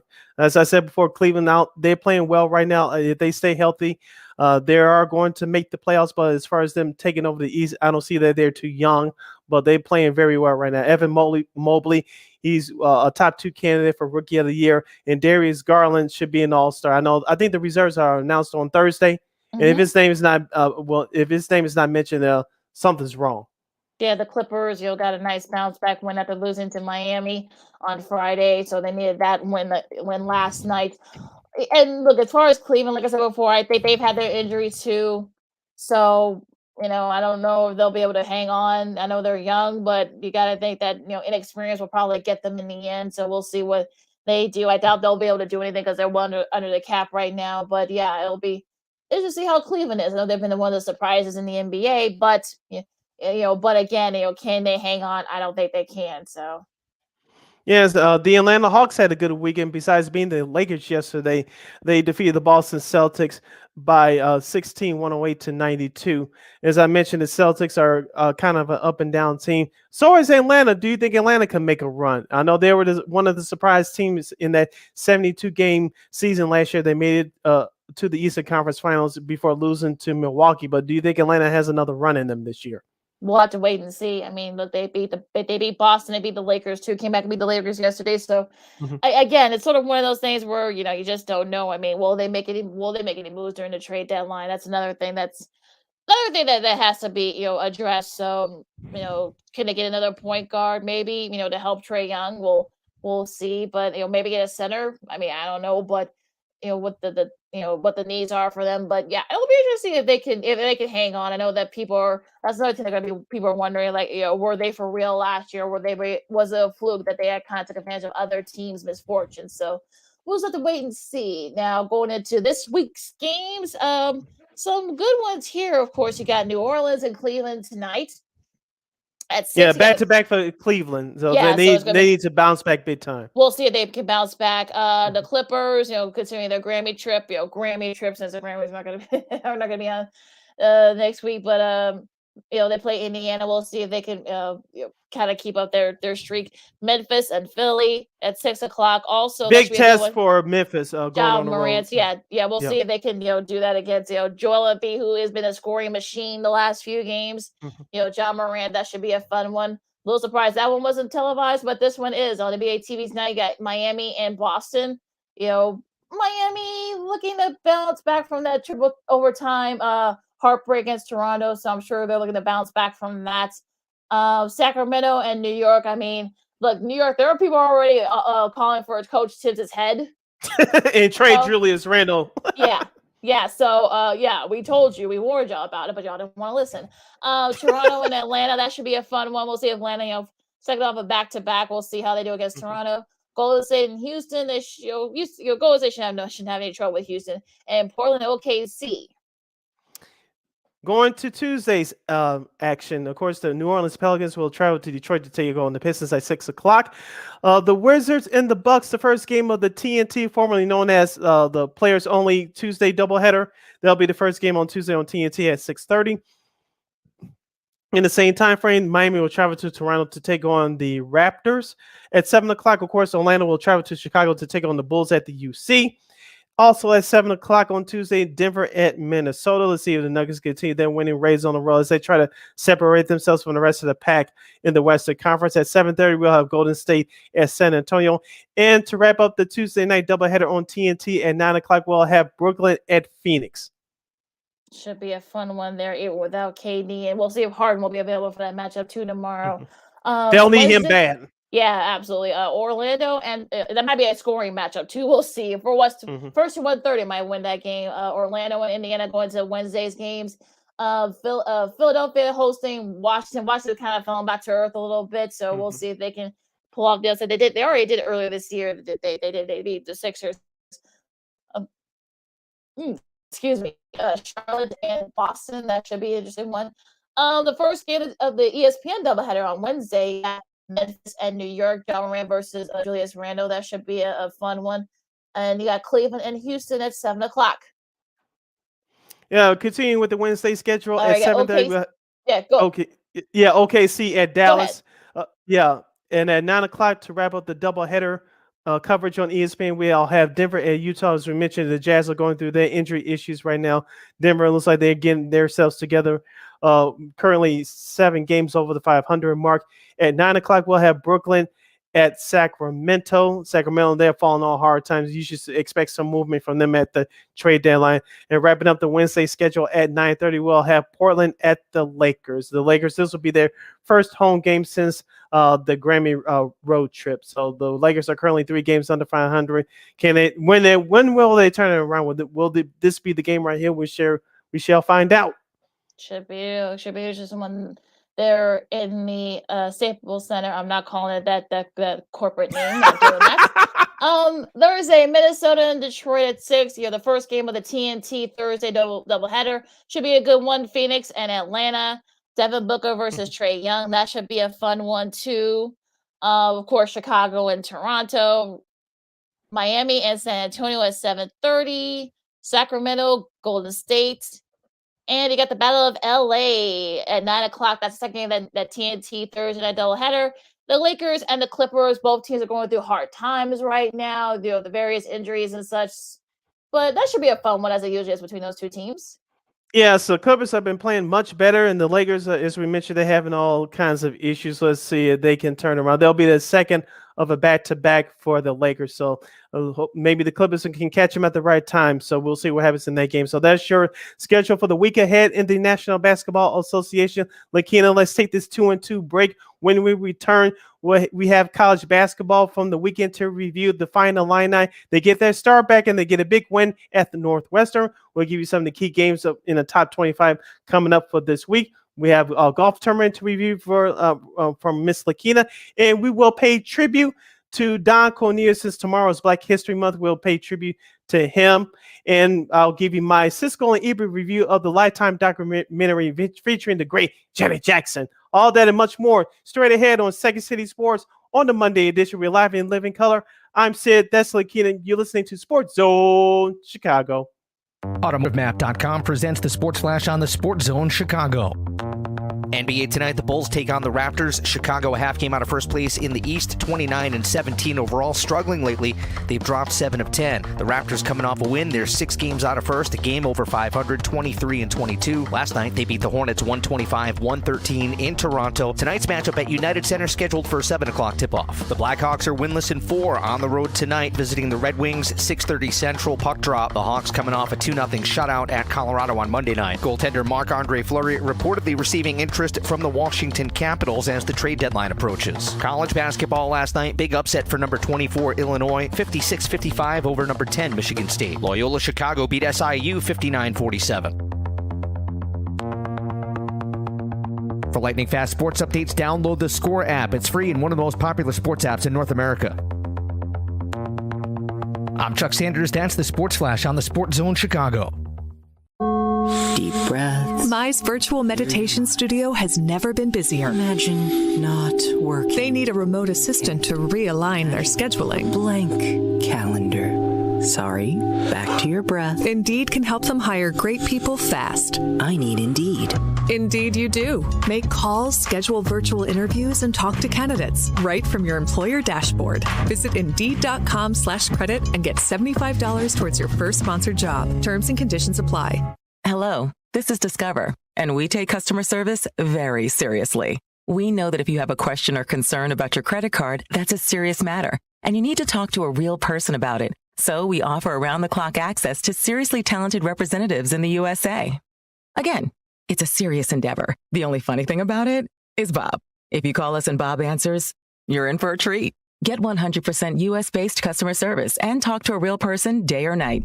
Discover. Exceptionally common sense.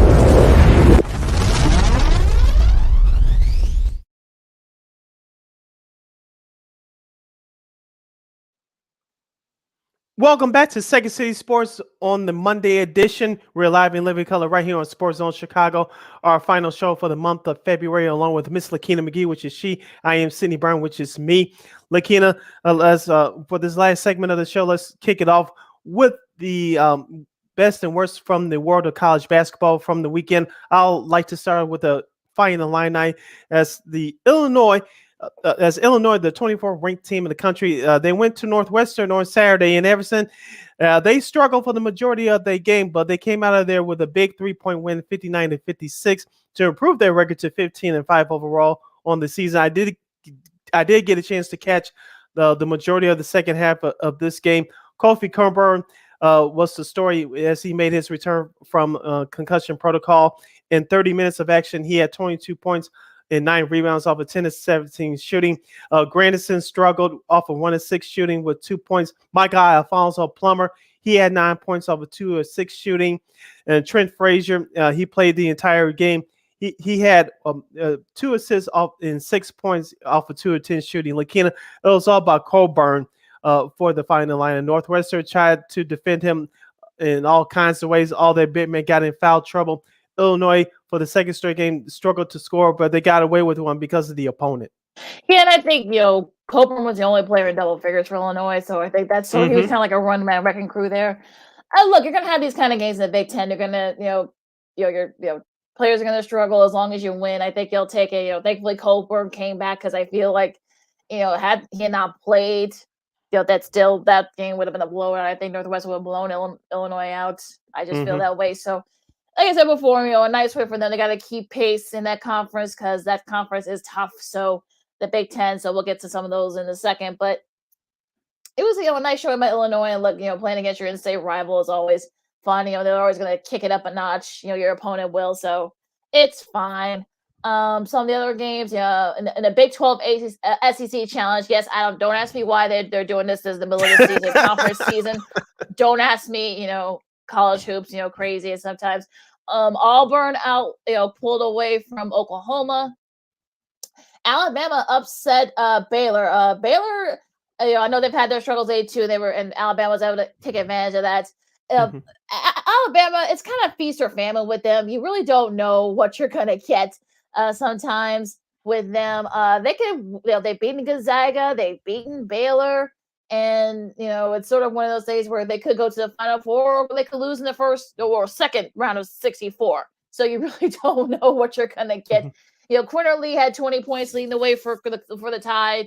Nails has done a great job with that that hoops program. Kentucky, no one saw this coming. Kentucky just hammered Kansas at Fog Allen. I was actually looking forward to this game, and I turned it to ESPN, and I saw the first couple of minutes. I saw the score. It's like, damn! I'm not gonna get into my whole Calipari rant. You guys have listened to the show before. I'm not gonna waste my time with that. It's okay. The final score is what it is, but it wasn't competitive at all. That's what I'm ticked off about. Yeah, I never seen Fog Allen so quiet and stunned. They were stunned there. Keon Brooks Jr. had 27 leading the way for Kentucky. They get all the way up to the top 10, so maybe they're getting high at the right time. Who knows? Michigan State pulled away from Michigan. Villanova got the best of St. John's. Texas Tech beats Mississippi State. TCU upset LSU. DePaul lost to UConn, number 20 UConn, defining Danny Hurley's. Let's see. Texas upset number 15 Tennessee. Yes, they did. Number 18 Tennessee. I'm sorry. Yeah, Rick Barnes' homecoming. They had a very nice little video for him. If you watched the game, they had a nice little video tribute to him earlier this year. Of course, spent many years there at Texas, I should say. Helped build that hoops program. He coached KD and LaMarcus Aldridge, among others. So he had a really great career there. So they had a nice little tribute to them. Oregon beat Oregon State. UCLA got the revenge on Stanford. They beat Stanford. So a nice showing by them. For on Sunday, yesterday, Jaden Ivey hit the game-winning three. For Purdue as they outlast Ohio State. Our buddy Spiro Diaz was on the call for that one. If you guys and make sure you guys check that out. That was a really great game. They were down. Actually, they almost blew an 18-point lead. Purdue did to Ohio State. It tied, and Ivy had they needed that three to win it to keep them up for not going to overtime. This was right before the SEC championship game, but a nice win for Purdue to keep pace in the top. They're for real. They're for real. Like I said, it's between them and Illinois in the Big Ten, but I think Purdue could be one of the top 3 or 4 teams in the country in terms of the national championship come tournament time. Well, Wisconsin's like, hey, don't forget about us. They pulled away from Minnesota, 66-60. Johnny Davis, who could probably very well end up being one of the Big Ten, if not the National Player of the Year, had 16 points leading the way for them. Also, Providence. Providence held off Marquette. I actually got a chance to watch some of this game. Nate Watson, I should say, led the way for the Friars with 17. It was actually ended up being a great game too. If you guys didn't get check it out on Fox Sports 1, but yeah, it was a fun game. And also to Lakeena, going back to the Big Ten, I know I talked about Ohio State. I know they darn near made a comeback against Purdue, but watch out for them as well. You talk about Wisconsin. Wisconsin's going to be there too. I'm not saying in terms of a national championship, but Wisconsin will be there competing with Illinois and Purdue for the Big Ten regular season title as well. But Ohio State, it could be that team that no one's talking about. I know you just mentioned Wisconsin, but I said Ohio State for the last couple of weeks, so watch out for them as well. Also, Loyola loses to Drake. That's they got a lot of competition in that Missouri Valley Conference. They have Drake, who's up there. Northern Iowa's up there. Missouri State, who they lost to last week. So Loyola's gonna have a tough go at it in the Missouri Valley Conference. Which for a team, you're in a one bid league. I know they're gonna be moving to the A10 next year, but yeah, this is not. Yeah, this is kind of like a little bit of a speed bump for Loyola. So we'll see how they bounce back. I know they got to go on the road to Missouri State in a couple of weeks, and that's going to be tough. We talked about it, Lakeena, last week when they lost here to Missouri State. You got to get on the run before that game, and after that game, you have to finish the season strong because right now, like you said, assuming that the committee is going to take, you have to assume that the committee is going to take the tournament winner. They don't always take the regular season winner, but still, for Loyola, you got to finish strong, and you got to go win that conference tournament. Well, yeah, look, they have taken they took 3 teams from that conference before, but they rarely do. So if you're Loyola, yeah, you got a couple of setbacks, but about 6 weeks left in the regular season before you start these conference tournaments, about 5 weeks, I should say. So hopefully they can get it together. Going into this week's games, you got Duke and Notre Dame. Now this is actually a makeup game. This was actually supposed to be played about a month ago. They at 6:00. We'll see how they do. Iowa and Penn State. That's a 6:00 game. In the Big Ten Network, also too, TCU and Oklahoma. I think both these teams are bubble teams, if you will, so they're vying for that spot. And Colorado State now, they're one of those teams that could perhaps maybe sneak in there from the Mountain West. So they're getting a little bit of national love. This is going to be at 7:00, I should say, on FS1. They're 6-2 in their conference, and also too, they're playing Wyoming, who is 5-1 in their conference. So you got some of the top teams in the Mountain West Conference battling out on national television. So it was reminding some of those old, Mountain West Conference or the old WAC games from way back in the day where you try to sneak and stay up for. I might or might not have done that a couple of times. I'm not saying anything. Wrapping up the Monday schedule. We have West Virginia and traveling to Texas to take on the Baylor Bears, the defending national champs. They are ranked number 8th in the country. That's tonight at 8:00 on ESPN to finish out the Monday doubleheader. For Tuesday, Baylor's not going to be in a very good mood, so West Virginia, I think, better watch their backs. All right, some of the key games in the top 25 for Tuesday. Michigan, number 13, Michigan State at Maryland on ESPN2 at 6:00. Number 10, Kansas at the embarrassing loss at home to Kentucky on Saturday. They'll travel to Iowa to take on Iowa State Cyclones. They are ranked number 20th in the country. Number 22, Tennessee will host Texas A&M. That's on the SEC Network at 6:00. Number 1, Auburn, Bruce Pearl, shady dude. They'll host Alabama at 8 p.m. on ESPN. Looking at the rest of the schedule, at 8 p.m. on ESPN2, number 23, Texas. They'll travel to Texas Tech, ranked number 14, to take on the Red Raiders at 8 p.m. And Ole Miss will travel to Louisiana to take on LSU, ranked number 25 in the country. That's at 8 p.m. on the SEC Network. Yeah, and you got a lot of, Cal and Stanford. That's an old rivalry game. That's a game that was supposed to play a few weeks back. You see why they're playing. The Pac-12 is playing a lot of these games on Mondays and Tuesdays, to kind of make up for the scheduling. Also to Nebraska and Michigan. You feel bad for Fred Hoiberg down there, over there in Lincoln. I don't know what's going on over there. I thought that maybe he would actually be doing a good job there, but something's happening down there. I don't know, but it's crazy. Going into Wednesday, you got Purdue and Minnesota. Minnesota, if you're one of those teams that are probably on the bubble, they need a win like this. Hopefully they can beat Purdue. Purdue is sort of like, again, you don't know what you're going to get. The Fighting Jerry Stackhouse's Vanderbilt plays Kentucky. That's on the SEC Network. Butler and Xavier, number 21 Xavier. That's at 6:00. Notre Dame and Miami. Miami is one of the top teams in the ACC. You can catch that game on the ACC Network. Let's see. Wisconsin and Illinois will do battle in Champaign Wednesday on the Big Ten Network at 8:00. Wisconsin ranked number 11. Of course, the Illini moved up to number 18 after their big win at Northwestern on Saturday. Kofi Cockburn, as we mentioned, is back.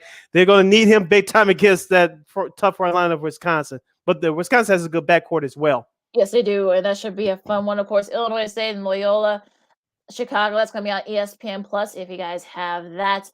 Also, too, note the start time for this game in the Big East. I think this is probably one of the later Big East games that I've seen. At 9 o'clock, you got number 12 Villanova at Marquette, and hopefully Villanova will get their revenge because Marquette did beat them a couple weeks back. So they're going to want their revenge. So, Jay Wright, these guys are going to be ready for that game against the Fighting Shaka Smart, who's done a great job at Marquette so far in his first season. So that should be a good one at FS1 at 9 o'clock on Wednesday.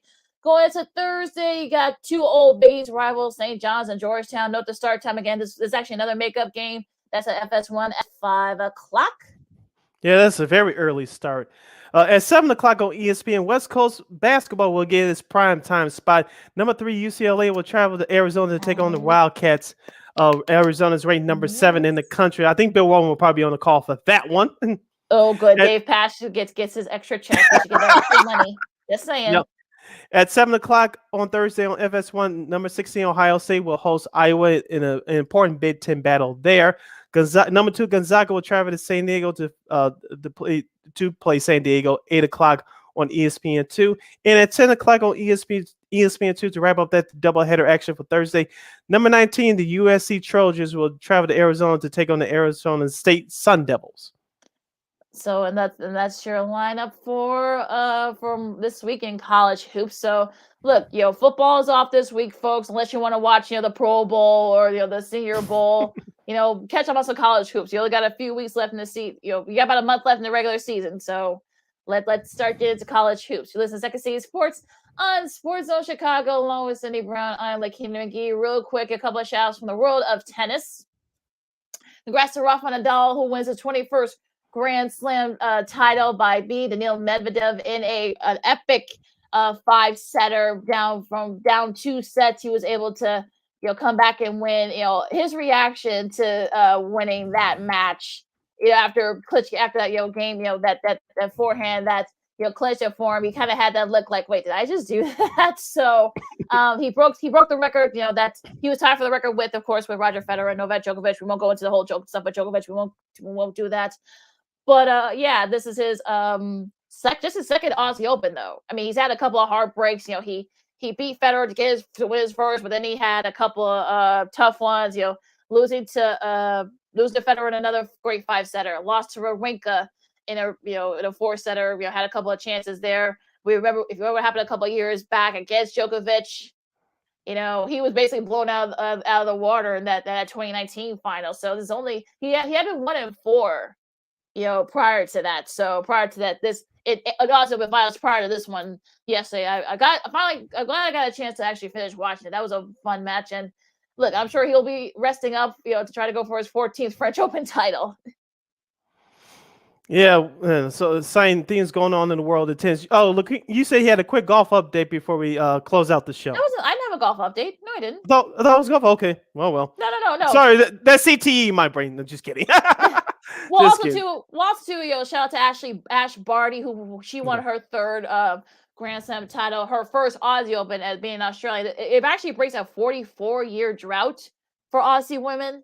I think Virginia Wade, I believe, was the last one to win the Australian Open. The last Australian woman to win the Aussie Open. I gotta look that up right quick. But she breaks that streak. She's already won, I think, like 3 or 4 Grand Slam titles already. So she's proven to you why she's the number 1 player in the world right now. All right. You're listening to Second City Sports on the Monday edition, right here on Sports Zone Chicago. We're live and in living color. Sid Lakeena here with you. We'd like to wrap up the show today because tomorrow starts Black History. And before we get to our tribute to Don Cornelius, Chicago's very own, Lakeena, I had a chance to catch the Janet Jackson Lifetime documentary last night following the NFC Championship game. I'll be honest, I think we talked about this a little bit before we went on live. I didn't know that this was coming on. I know it ran all weekend on the Lifetime Network. It premiered last Friday. Of course, if you guys know me personally, I've been a big Janet Jackson fan since I was 6 years old with the Control album.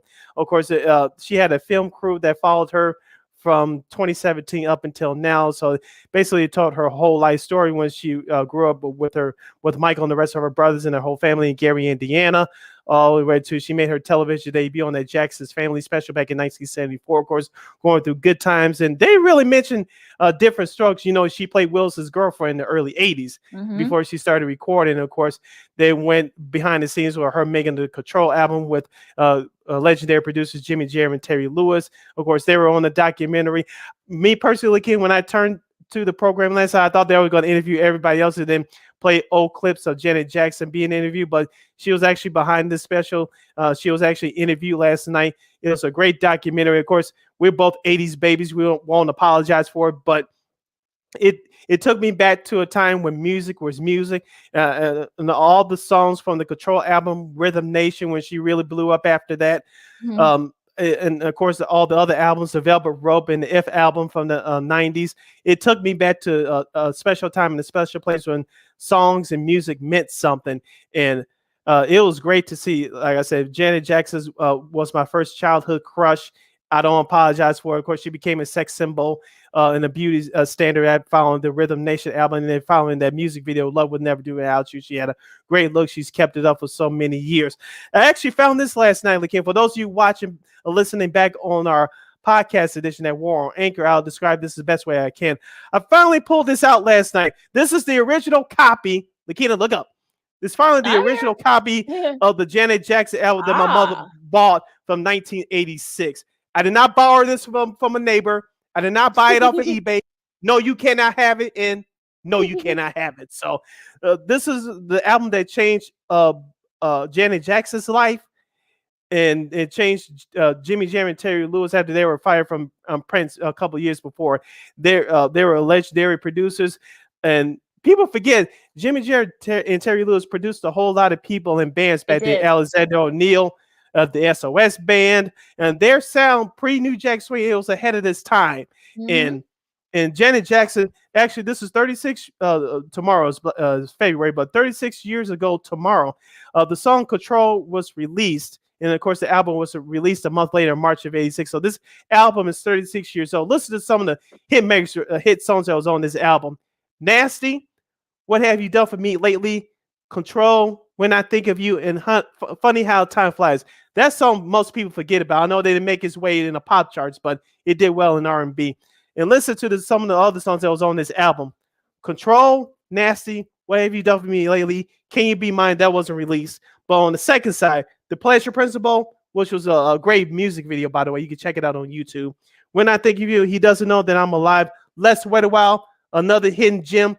Check out the music video. That was a great song. And of course, "Funny How Time Flies When You're Having Fun." This was a great album.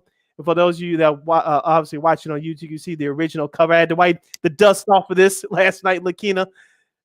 This is the album that changed Janet Jackson's life, and she's of course an icon of the queen of pop music. Of course, her career soared on through there afterwards. Yeah, and if you look at the behind the scenes, with the screen video that she did with her brother Michael and some of the other things, of course, the wardrobe malfunction, with Justin Timberlake in the Super Bowl, years ago, and this was before, DVD. This was like during the height of DVR, so and social media, and this is before kind of social media and such. So yeah, so she kind of gets really deep into it. It'll be interesting. Yeah, I mean, she said that she's gonna have new music coming up, so hopefully. We'll get some great new music from her. And look, I think she's definitely underrated. I feel like, among, 80s, 90s, hits, she had hits both in the 80s and the 90s and such. So, hopefully she'll get her flowers now. And also too, with this, she goes really deep, she's not really very personal. She and Elder Barge did not have a kid out there. She was very adamant about that. Of course, that had been a long-standing for like 40 years almost. So right. She goes in really deep. So it's also on Hulu too. So you guys can check that out too if you missed it on Lifetime. I know they aired it like all weekend too. So it's on Hulu, it's streaming right now. So you guys can definitely check that out. So yeah, it was very good. So like I said, she's actually interviewed, and they showed film from the film crew following her for the last 5 years. And of course, they go back and like you said, she really gets into some deep stuff because she keeps her personal life very private. So she's grown up in the public eyes ever since she was 7 years old. So the way she's gone through everything, I commend her. So she always gotten respect for me. I'm a Janet Jackson fan. She always will get respect from me. So like Lakeena said, check it out. It's also on Hulu as well. We have a few minutes left in the show, Lakeena. Tomorrow, as we mentioned, is Black History Month, Tuesday, February 1st. Of course, that day marks some people consider a sad day in Black culture and music culture in general. But tomorrow will mark the 10-year anniversary of Chicago's very own Don Cornelius. So, of course, the television producer and creator and host of Soul Train. He passed away 10 years ago. Of course, Soul Train got started here in Chicago in 1970, airing locally on Channel 26, 5 days a week. Of course, he took the show nationally to Los Angeles. It premiered on October 2nd, 1971. It ran for 35 consecutive seasons from 1971 through 2006. Of course, he had all the major Black artists at that time, from the Temptations to Janet Jackson, as we mentioned, Michael Jackson and his brothers, the Jacksons, Temptations, Four Tops, Teddy Pendergrass, the Whispers, you name it. All the Black major stars made their debut on Soul Train. He had a few white artists as well, but all the Black stars that couldn't get on Bandstand with Dick Clark. Now, some of them did go over there as well, but most of the major stars made their national debut on Soul Train during that time period. Lakeena, we talked about this before last year on our podcast. I remember growing up, even after Don Cornelius stepped down as host, it aired every Saturday morning at 11 o'clock Central Standard Time on Channel 9, followed by the afternoon movie or other programming. I was glad to watch Soul Train at a time that I remember watching in the late 80s into the early 90s. New Jack Swing was happening. Hip hop was bringing it to the mainstream. Of course, if you look at the Soul Train documentary that aired about a decade ago, you can find it on YouTube. Don Cornelius was hesitant of bringing rap artists onto his show. Of course, by the mid to late 80s, it became a staple. A rap artist became a staple on the show. Of course, in the 90s, especially after he stepped down as host, you couldn't find an episode where, even though the music was changing, you couldn't find an episode where a rap artist wasn't, or hip hop artist wasn't featured. So he changed with the times, and he gave the viewers what they wanted. And unfortunately, these kids today won't have a show that features good music. I know we talked about Bandstand before. We won't get into that too much. But as far as Soul Train's impact on Black culture and American culture as a whole, we had to thank Mr. Don Cornelius for that. Don Cornelius was a police officer. He sold insurance for a minute before he became a DJ at WVON in Chicago, and that's how he got his start. And of course, he hosted Soul Train, as I mentioned, locally. It started as a local show in Chicago in 1970 on Channel 26. Of course, he took the show nationally and went on from there.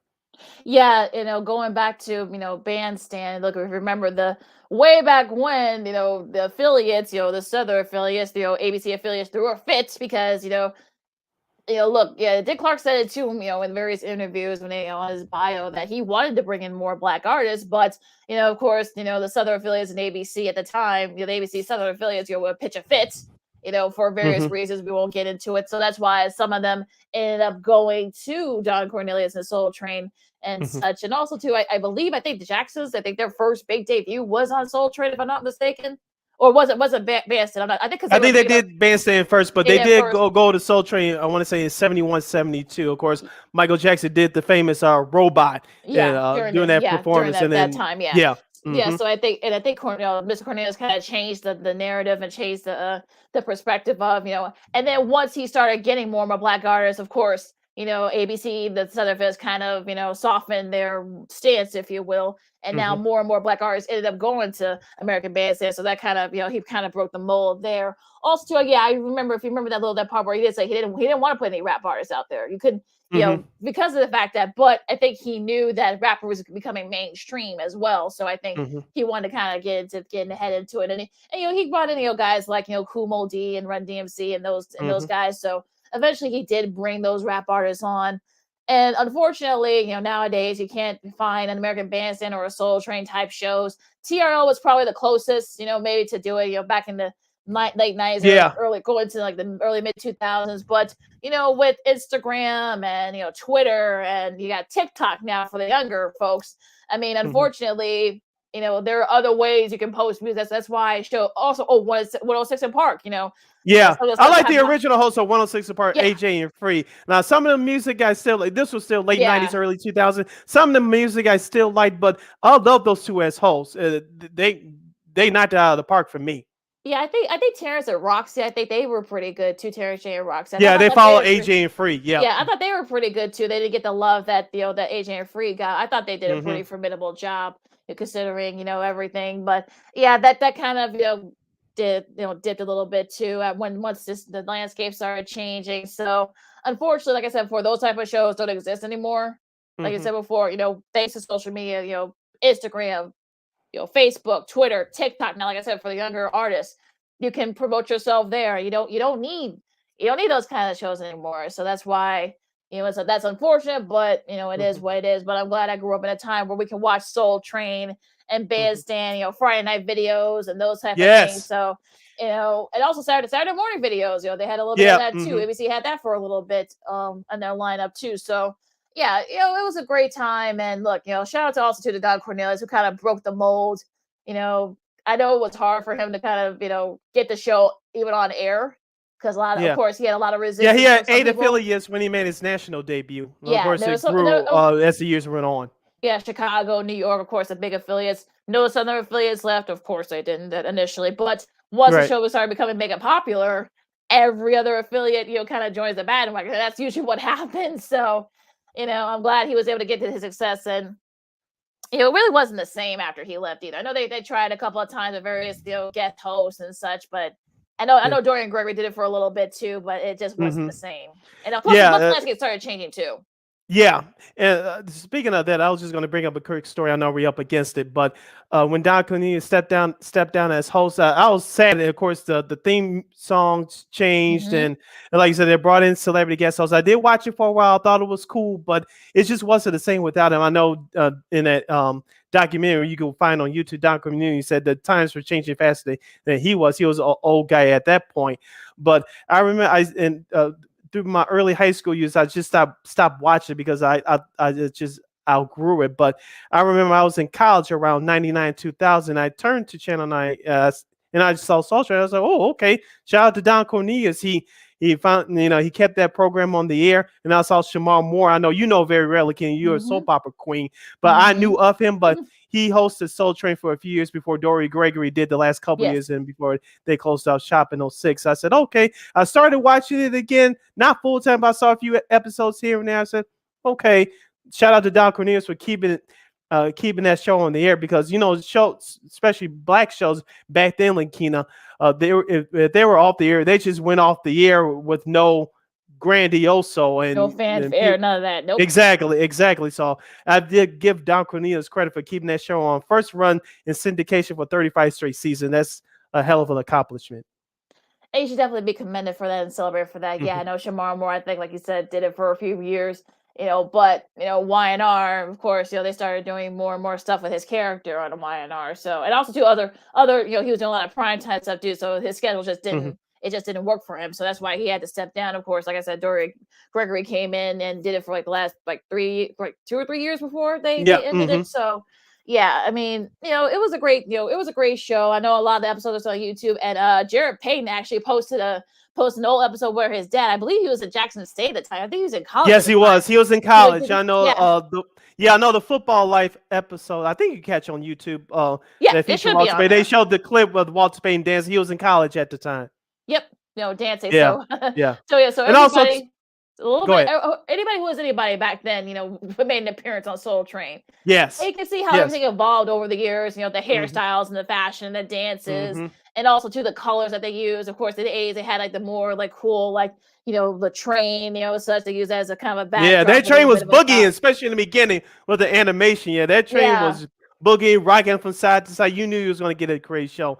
And speaking of great shows, real quick, Soul Train wasn't just a television show. It was a brand, love, peace, and soul. As you mentioned, the fashion and the music and the dancing. Remember the Soul Train Awards. Remember those the Grammys and the American Music Awards. You had to wait for about 2 hours to watch a hip hop or R&B artist perform. But on Soul Train, they had all the R&B and hip hop artists. They were celebrating from beginning to end. Start to finish, Even yep. the years that I didn't watch Soul Train and Lakeena in the late 90s, I always looked forward to the Soul Train Awards because you knew you were going to get a great show. Also, you had the Lady of Soul Awards, those gospel and Christmas specials. He even tried the Soul Train Comedy Awards. It lasted a couple years, but Soul Train is Didn't not really just take a off, television show; yeah. it's a big brand. Yeah, that the Connie part didn't really take off. I know they only did it for like 2 years, but yeah, it didn't take off. I think, the Soul Train Awards, they still have them, but it's kind of considered an afterthought now. So Yeah, I because know of the fact BET's that picked it up now, but it's been kind of like, no one's really. It used to be must see, TV, but I think Yeah. because of the music landscape, Mhm. I kind of prefer the stuff from the 80s and 90s. I'm just saying, in the 2000s, I'm just saying that's just me, but that's why I really don't follow music that much. I know some of the artists, but I really don't follow music like as religiously as I did, way back when. So Yeah, same here, same here. So we wanted to pay tribute to Don Cornelius. Tomorrow will be the 10th anniversary of his death. So, like I said, his legacy will live on forever. And any and everybody who's working in the music industry should thank this man for his contributions to not just black music, but music scene in America and the world in general. Lakeena, another great episode of Second City Sports for our last show in the month of January. When we return on Friday, it'll be our first show from the month of February in Black History Month. So I can't wait for our next episode. So it should be fun. It was another great episode today. We guys talked about great football from yesterday. The Bulls are back on track, and I can't wait for this month of February for what it brings. Hopefully, it'll bring us some more great stuff. you can follow me at Keenan McGee on the Twitter and at Keenan_McGee on the IG. You can follow yours truly, Sydney Brown, on the Twitter and the IG at SidKid80. Once again, at SidKid80, SIDKID80, SIDKID80. Make sure you download that Sports Zone Chicago app wherever you get your apps. Make sure you follow Sports Zone Chicago on all social media platforms: Facebook, Twitter, Instagram, and YouTube. And you can download our audio version of this podcast, Second City Sports, by subscribing to War on Anchor, where we're available on all podcast platforms, wherever you get your podcasts. And you can follow War Media at WARR Media on Facebook, Twitter, Instagram, and YouTube. Thank you very much in advance for your support. Like, share, subscribe, and tell your friends. All right, Lakeena, close us out. Before we close us out, don't forget, you can listen to Second City Sports every Monday, every Friday from noon to 2 p.m. Central Standard Time right here on Sports Zone Chicago. Once again, every Monday, every Friday from noon to 2 p.m. Second City Sports right here on Sports Zone Chicago. All right. I know there's a big snowstorm heading, our ways in, certain parts of the country, including here in Chicago. So make sure you guys stock up, get all the salt you need and such, and don't shovel the snow, folks, that's heart attack stuff. So be careful out there. For you folks that have lazy people living around you and in your house, this is their time to shovel the damn snow. Exactly. And also too, if you're not gonna get vaccinated, at least wear a mask and wash your hands and be good to each other. Stay safe out there, folks. For Sydney Brown, I'm Lakeena McGee. This is Second City Sports on Sports Zone Chicago, and we'll see you Friday. The Soul Train.